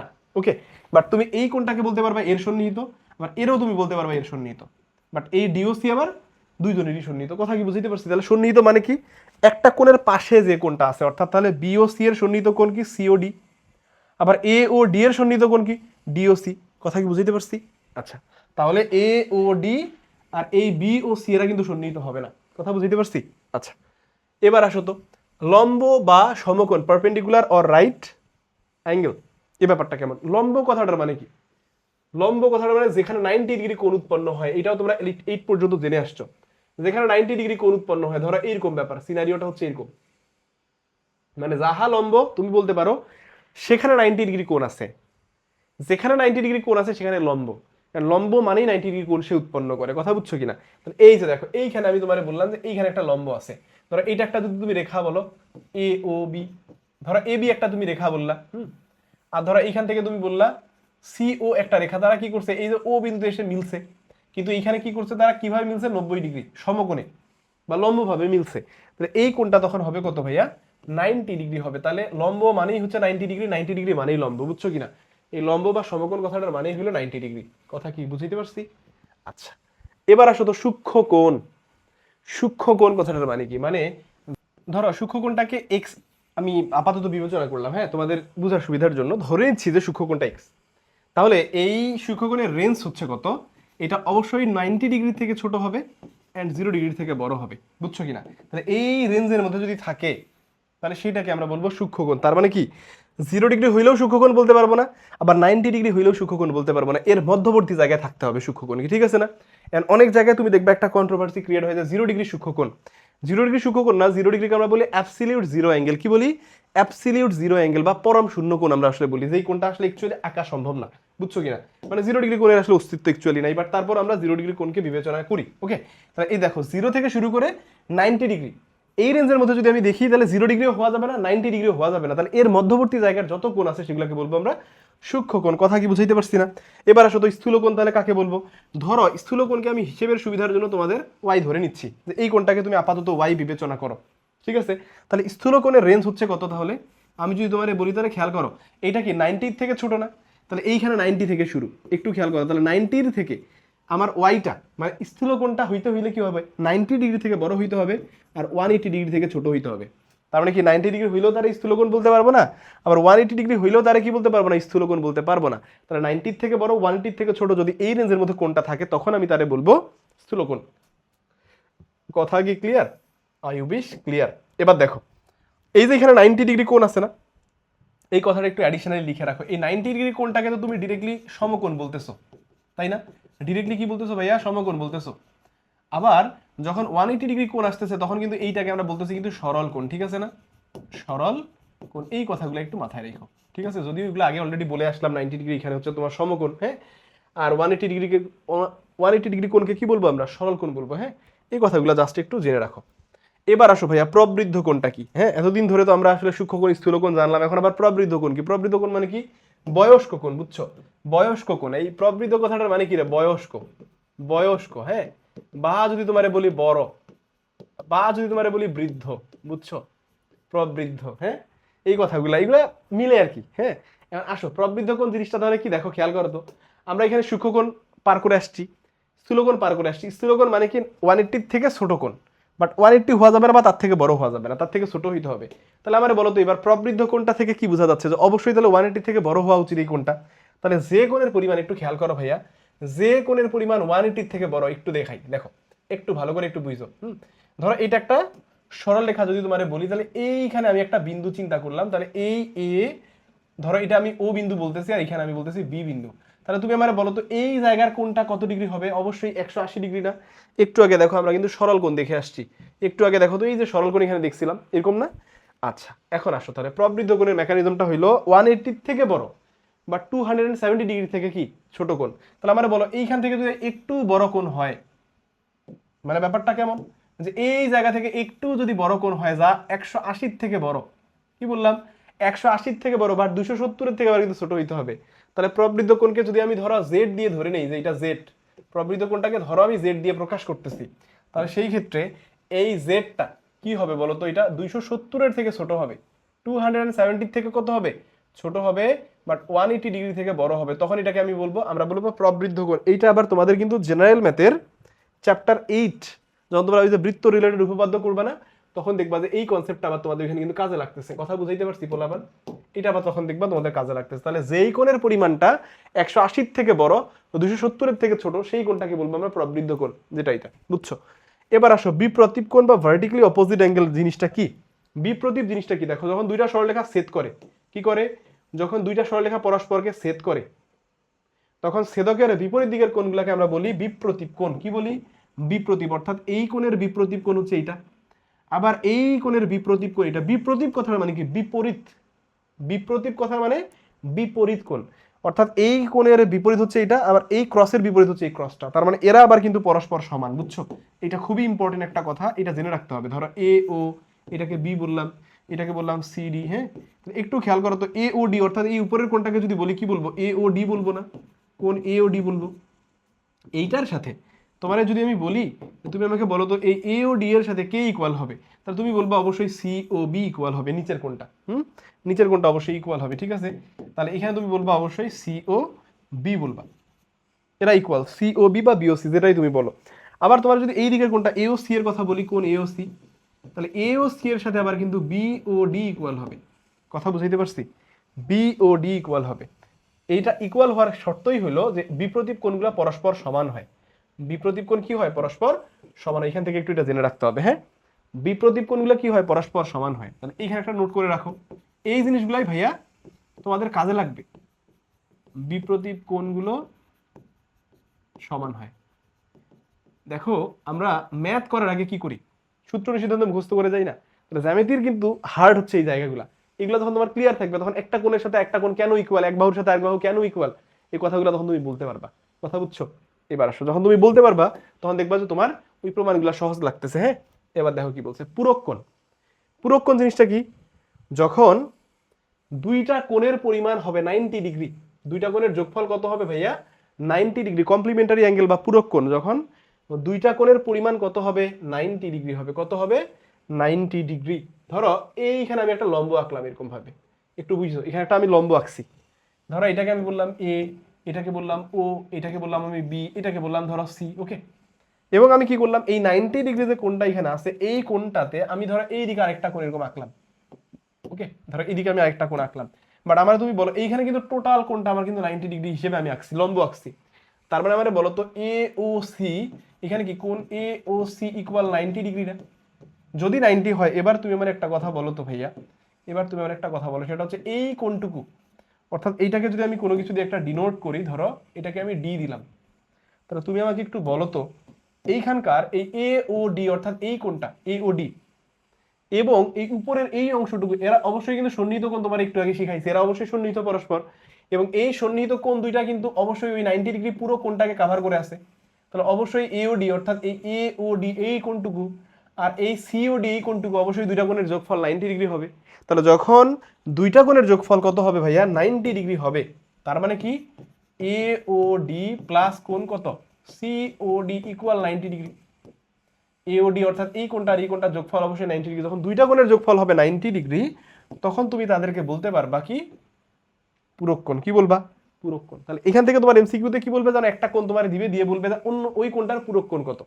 তো দুইটা কোণের সমষ্টি যদি 90 ডিগ্রি হয়, তুমি আমারে বলো, ধরো তোমারে বললাম যে এক্স কোণ একটা কোণ, এই কোণের পূরক কোণের মান হচ্ছে 45 ডিগ্রি, মানে এক্স কোণ একটা কোণ যার পূরক কোণের পরিমাণ হচ্ছে 45 ডিগ্রি, বা ধরো তোমার আমি বললাম 60 ডিগ্রি। কি বললাম? 60 ডিগ্রি। হ্যাঁ, তাহলে তোমার বললাম যে ওই কোণটা যদি 60 ডিগ্রি হয়, তাহলে তার পূরক কোণ কত। তাহলে আমার বলো দুই কোণের যোগফল কত হয়? 90 ডিগ্রি হইলে তারা পুরো কোণ বলি। তাহলে একটা কোণ যদি 90 হয়, তাহলে 90 ডিগ্রি থেকে তুমি 60 বাদ দিলেই তো তুমি যে কোণ পাবা ওইটাই হবে কি অপর কোণটা। তো দুইটা কোণের যোগফল কত? 90 না? দেখো তো, এই 60 আর 30 যোগ করলে তো 90 হয়, বুঝছো কিনা? তাহলে ধরো এই যে কোণের কথা বলছে এক্স, তার সাথে যদি তুমি ব্যাপারটা এইভাবে যদি চিন্তা করো, এক্স এর সাথে, মানে তোমার বলছে যে কোন একটা কোণের পরিমাণ হচ্ছে কত, ধরো 60 ডিগ্রি বলছে, কোন একটা কোণের পরিমাণ কত 60 ডিগ্রি, তাহলে তার পুরো কোণের পরিমাণ যদি এক্স হয় তাহলে এক্স এর মান কত? তাহলে ধরো এই পুরো কোণটা যদি এক্স হয়, তাহলে এক্স এর সাথে তুমি যদি 60 অ্যাড করো, তাহলে দুইটা যোগফল কত? 90। কারণ দুই কোণের সমষ্টি কত? 90 ডিগ্রি হয় না? যদি এইটা বুঝতে প্রবলেম হয় তাহলে এখান থেকে দেখো, তাহলে এক্স ইকুয়াল কত হবে? এই যে দেখো 90 মাইনাস 60, এখান থেকে তুমি 30 ডিগ্রি পাবা, এরকম আসতে পারে। আবার এটাও বলতে পারে যে পুরো কোণের অর্ধেকের মান কত, 1/3 মান কত, এরকম বলতে পারে। হ্যাঁ, তাহলে অবশ্যই মাথায় রাখবা দুই কোণের সমষ্টি কি, দুই কোণের সমষ্টি কত? 180 ডিগ্রি। এই কথাটা শুধু মাথায় রাখতে হবে যে দুইটা কোণের যোগফল কত হবে? 180 ডিগ্রি হবে দুইটা কোণের যোগফল। তখন আমি ওইটারে বলতে পারবো কি ভাইয়া, পূরক কোণ। ঠিক আছে, এই সম্পূরক কোণ মানে কি? এইখানে আবার দুই কোণের যোগফলকে তুমি বলবা 180 ডিগ্রি। কি বলবা? দুই কোণের সমষ্টি তুমি বলবা এটা 180 হবে, সমষ্টি 180 ডিগ্রি হবে। যখন দুইটা কোণের সমষ্টি 180 হবে তখন তারা তুমি বলবা সম্পূরক কোণ বা কমপ্লিমেন্টারি অ্যাঙ্গেল। বুঝছো কিনা? ও সাপ্লিমেন্টারি না? আচ্ছা, পূরক কোণকে বলবো, এটাকে বলি আমরা কমপ্লিমেন্টারি অ্যাঙ্গেল, আর এটা হচ্ছে সাপ্লিমেন্টারি অ্যাঙ্গেল। ঠিক আছে, তাহলে দুই কোণের সমষ্টি যখন কি হবে 180 হবে, 180 হইলেই তাকে আমরা বলবো সাপ্লিমেন্টারি অ্যাঙ্গেল। কথা বুঝছো? এবার আসো ব্যাপারটা কেমন একটু দেখাই। ধরো এইটা একটা স্ট্রেইট লাইন, একটা সরল রেখা, এই বিন্দুতে করছে কি 180 ডিগ্রি কোণ আমি পাবো এ ও বি। বাট এখানে কিন্তু একটাই কোণ এখন এ ও বি, কিন্তু আমি করলাম কি, ধরো এইখানে একটা এরকম একটা রেখা এঁকে দিলাম, ধরো এওসি। এই দেখো এটা ওসি। তাহলে এইখানে যে কোণটা আছে এবং এই দিকের যে কোণটা, তাহলে এই দুইটা কোণ মিলিয়ে আমার তুমি বলো তো ভাইয়া, এই দুইটা কোণ মিলিয়ে অর্থাৎ এইখানকার এওসি এবং এখানকার বিওসি, এই দুইটা কোণ মিলিয়ে কি আমার এই পুরো সরলকোণটাকে কভার করছে না? তাহলে যখন দুইটা কোণ কি করবে, এরকম দুইটা কোণের সমষ্টি মিলিয়ে যখন আমার কি এওসি প্লাস কোণ বিওসি, দুইটা কোণের সমষ্টি মিলিয়ে যখন 180 হবে, তখন তাকে আমি বলবো সম্পূরক কোণ বা সাপ্লিমেন্টারি অ্যাঙ্গেল। বুঝছো কিনা? তাহলে এখানে একই কোশ্চেন তোমারে বলবে, একটা কোণের পরিমাণ দেয়া থাকবে, বলবেন তার সম্পূরক কোণের পরিমাণ কত বা তার সম্পূরক কোণের অর্ধেক কত। বুঝতে পারছি? তাহলে পূরক মানে দুই কোণের সমষ্টি 100। আচ্ছা, দুই কোণের সমষ্টি 180 কেন লিখছি রে? এটা 90 হবে। এটা কি হবে? এটা হবে 90 ডিগ্রি। বুঝছো? এটা 90, কারণ এখানে তো 90 বলছি না এতক্ষণ, এটা ভুল করে লিখছিলাম আর কি। হ্যাঁ, তাহলে দুই কোণের সমষ্টি যখন 90 হবে তখন তারা আমরা বলবো কি কমপ্লিমেন্টারি অ্যাঙ্গেল। আর যখন দুই কোণের সমষ্টি কত হবে ভাইয়া, 180 হবে, তখন আমরা তারে বলবো সম্পূরক কোণ বা সাপ্লিমেন্টারি অ্যাঙ্গেল। কথা কি ক্লিয়ার? আচ্ছা, ওকে। আচ্ছা, এটা একটু তাহলে বুঝে নিও। ওকে, আচ্ছা এরপরে আসো। এরপরে খেয়াল করো, এই কনসেপ্টটা খুবই ইম্পর্টেন্ট একটা কনসেপ্ট, এগুলো দিয়ে অনেক অনেক অনেক কোশ্চেন আমরা সলভ করব। এবং এই কনসেপ্টগুলো তোমরা দেখবা যে তোমরা যখন চ্যাপ্টার ওই যে 14 করতে যাবা, তোমাদের সাধারণ গণিতেরই যখন চ্যাপ্টার 14 করবা, বুঝছো কিনা, ওই যে অনুপাত সংক্রান্ত যে উপপাদ্যগুলো আছে, হ্যাঁ, তো ওগুলোতেও দেখবা যে কনসেপ্ট তোমাদের কাজে লাগতেছে। এই জন্য এটা রাখছি আর কি। সেটা হচ্ছে যে দুইটা সরলরেখা যখন সমান্তরাল হয়, এটা তোমরা ক্লাস 8এও করে আসছো, 7এও তোমাদের এই কনসেপ্ট ছিল। হ্যাঁ, বাট তারপরে একটু এখানে রাখছি। এটা কেন রাখছি, এর পেছনে কারণ হইলো যে তোমাদেরকে একটু একান্তর অনুরূপ কোণগুলো আমি একটু বুঝাইতে চাই। দেখো, একান্তর কোণ যখন দুইটা সরলরেখা পরস্পরকে কি করবে ভাইয়া, ছেদ করবে। কি করবে? যখন দুইটা সরলরেখা পরস্পরকে ছেদ করবে, কি করবে? ধরো এটা একটা সরলরেখা আর এইটা একটা সরলরেখা, ধরো আচ্ছা সমান্তরাল, ছেদ করার কোনো চান্স নেই। হ্যাঁ, ধরো দুইটা সরলরেখা আছে এরকম, তাদের যদি একটা ছেদক থাকে, কি থাকে, একটা এরকম একটা যদি তাদের ছেদক থাকে, তাহলে আমি কি বললাম, ধরো এখানে যদি আমি বলি যে এটা এ, এটা হইলো বি, ওইখানে যা আছে ধরো তাই আঁকতেছি, সি এটা হচ্ছে ডি। ওকে, এরপরে কি বলতেছে, এটা এদিকে বলতেছে এফ, এটারে বলছে পি, এটারে বলছে কিউ, এটারে বলছে ই। ব্যাপারটা হচ্ছে এইভাবে যদি বলি, এখানে এ বি একটু বুঝলো, এ বি এর সাথে কিন্তু সিডিটা হচ্ছে ভাইয়া সমান্তরাল। এ বি এর সাথে সিডিটা হইলো কি সমান্তরাল, এবং এই এফ ই, এই ইএফটা হচ্ছে কিন্তু তাদের ছেদক, মানে যেটা এ বি কেও ছেদ করছে পি বিন্দুতে, আবার দেখো এই সিডি কে ছেদ করছে কিউ বিন্দুতে। তার মানে কি, এই ইএফ কে তুমি বলবা এ বি এবং সিডি সরলরেখার ছেদক বা ইন্টারসেক্টর বা ট্রান্সভার্সাল, যেটাই তুমি বলো না কেন। ঠিক আছে, তাহলে এই যে পি আর কিউ বিন্দুতে যে তারা ছেদ করলো, এখানে কিন্তু দুই ধরনের কোণ উৎপন্ন হয়েছে, একটা হচ্ছে একান্তর কোণ, একটা হচ্ছে অনুরূপ কোণ। প্রশ্ন হইলো একান্তর কোণ কারা, অনুরূপ কোণ কারা? একান্তর হইলো ছেদকের উল্টা দিকের কোণগুলোকে আমরা বলবো একান্তর, আর অনুরূপ কারা? ওই যে অনুরূপ মানে কি একই, তাহলে একই দিকে যারা আছে একটু খেয়াল করো তো, তোমার যদি আমি দেখাই কিছু জিনিস একটু ভালো করে বুঝো। ধরো এইখানে যে কোনটা, আমি যদি এই কোনটাকে তোমার মার্কিং করি, ধরো এ পি কিউ বলো বা এ পি ই বলো, যেটাই তুমি বলো না কেন, এই কোণটার সাথে কিন্তু এর উল্টা দিকে এই কোণ আছে না, তাহলে এই দুইটারে তুমি বলবা ভাইয়া অনুরূপ একান্তর কোণ বলবা। কি বলবা? মানে এই কোণের সাথে এই কোণটা তুমি বলবা ভাইয়া একান্তর কোণ বলবা। কি কোণ বলবা? একান্তর, কারণ ছেদকের উল্টা দিকে যে কোণ থাকে তাদেরকে বলা হয় একান্তর কোণ। বুঝছো? বুঝছো কিনা? আবার আসো তো, এবার তোমার যদি অনুরূপ চিনাই, ধরো এই কোণটা, এটা ধরো এইটা একটা স্ট্রেইট লাইন, আমাদের এ বি একটা স্ট্রেইট লাইন না, সে কি করছে ধরো তো ছেদকের ঠিক নিচের দিকে এখানে কোণটাকে দখল করছে না, তাহলে আমি এর অনুরূপ কোণ যদি তোমার বুঝাইতে চাই, তাহলে এই ছেদকের, দেখো এই সরলরেখার যে ছেদক, ছেদকের ঠিক নিচের দিকে এই কোণটারে বুঝাবে, কারণ দেখো এইটাও ঠিক, দেখো সরলরেখা ছেদক, তার এই জায়গায় এই কোণটা আছে, আবার এইটাও সরলরেখা, এইটা হচ্ছে ছেদক, তাহলে এই জায়গায় সে কোণটা দখল করে আছে, তাহলে এই কোণের সাথে তুমি এইটারে তখন কি বলবা? অনুরূপ কোণ বলতে পারবা। বুঝছো কিনা? আবার এইখানে যে কোণটা আছে ভাইয়া, এই কোণের সাথে কিন্তু এইটারেও তুমি কি বলবা? অনুরূপ কোণ বলতে পারবা। কথা কি বুঝাইতে পারছি না? এইখানে যে মেকানিজম গুলো তোমারে বলছে একান্তর এবং অনুরূপের কনসেপ্ট, এই কনসেপ্টগুলো একটু ভালো করে তোমার বুঝতে হবে, একটু পড়তে হবে, জাস্ট এই পেজটা একটু তুমি পড়লেই হবে, আর কিচ্ছু না। ঠিক আছে? তাহলে একান্তর কোণ সবগুলো সমান হয়, অনুরূপ কোণ সব সমান হয়, এইটা মাথায় রাখতে হবে, কারণ এই কথাটা তোমার কিন্তু পরবর্তীতে কাজে লাগবে। একান্তর কোণও সমান হয়, একান্তর কোণগুলো কি হয়? একান্তর কোণগুলো সমান হয়, আবার কি অনুরূপ কোণগুলোর ক্ষেত্রে এটা অ্যাপ্লিকেবল, অনুরূপ কোণগুলোও সমান হবে, মানে যারা একান্তর কোণ তারাও সমান হবে, আবার অনুরূপ যতগুলো কোণ আছে ভাইয়া তারাও সমান হবে। কথা বুঝছো? খুবই ইম্পর্টেন্ট কথা, এটা মাথায় রাখবা। এরপরে আসো ত্রিভুজ সংক্রান্ত যে ব্যাপারগুলো এখানে আছে কি কি দেখো। ত্রিভুজ সংক্রান্ত আলোচনার মধ্যে কি বাহুভেদের ত্রিভুজ তুমি তিন প্রকার পাবা। কোন ভেদে পাবা তুমি? তিন প্রকার। দেখো বাহুভেদের ত্রিভুজ পাবা তুমি তিন প্রকার। কি কি? তিন প্রকার। বুঝছো? তিন প্রকার পাবা। কি কি পাবা ভাইয়া? দেখো বাহুভেদে যে তিন প্রকার তুমি পাবা সেটা হচ্ছে, একটা হলো সমবাহু ত্রিভুজ, সমবাহু, তাহলে যেই ত্রিভুজের তিন বাহুই সমান তারে তুমি বলবা সমবাহু ত্রিভুজ। কি বলবা? তারে তুমি বলবা সমবাহু, যার তিনটা বাহুই সমান। একটু বুঝো, দেখো এইটারে আমি বলতেছি সমবাহু কেন, কারণ এই তিনটা বাহুই সমান। কথা কি বুঝাইতে পারছি? এরপরে আসো সমদ্বিবাহু, সমদ্বিবাহু ত্রিভুজ।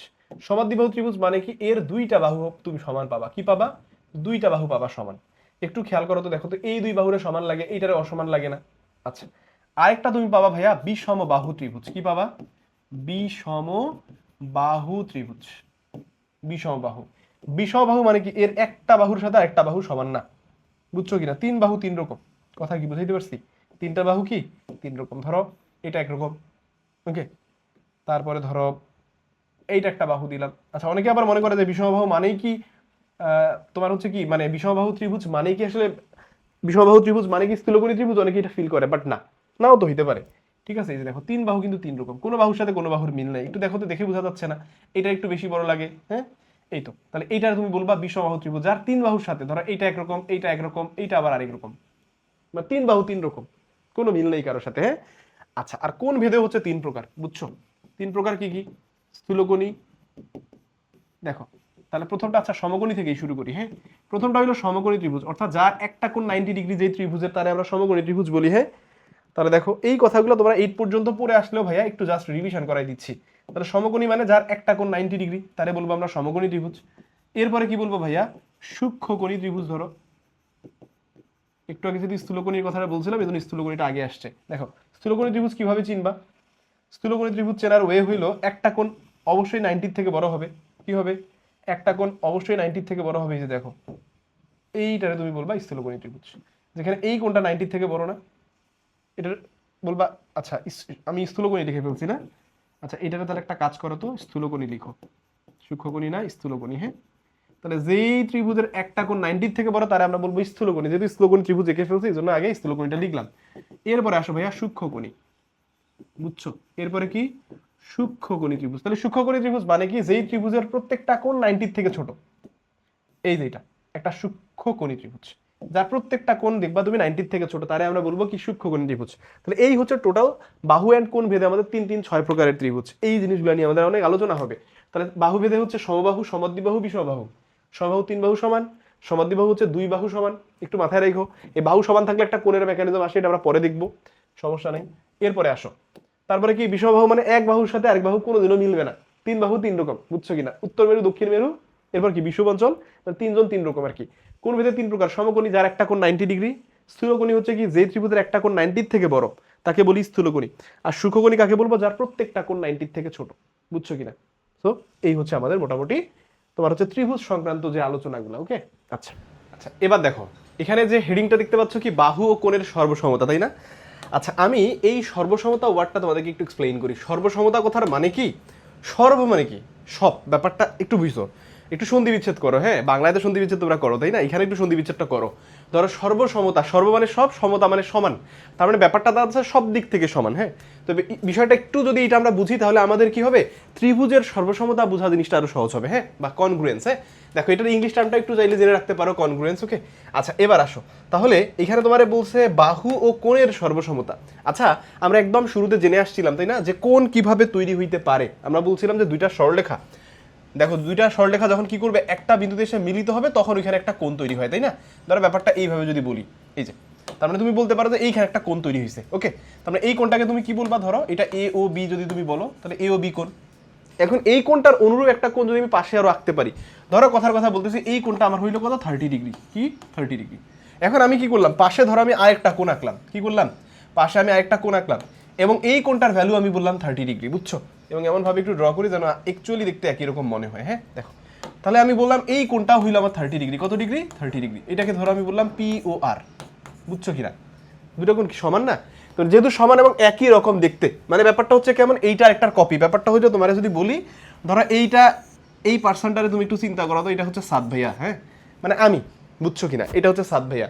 এখন আমরা নর্মালি কি জানি, পৃথিবীতে একই একই চেহারার 7 জন নাকি মানুষ থাকে। এটা আমার কথা না, আসলে কোথাও আমি এটা পড়ছিলাম, কোথাও দেখছিলাম, এই জন্য বললাম আর কি।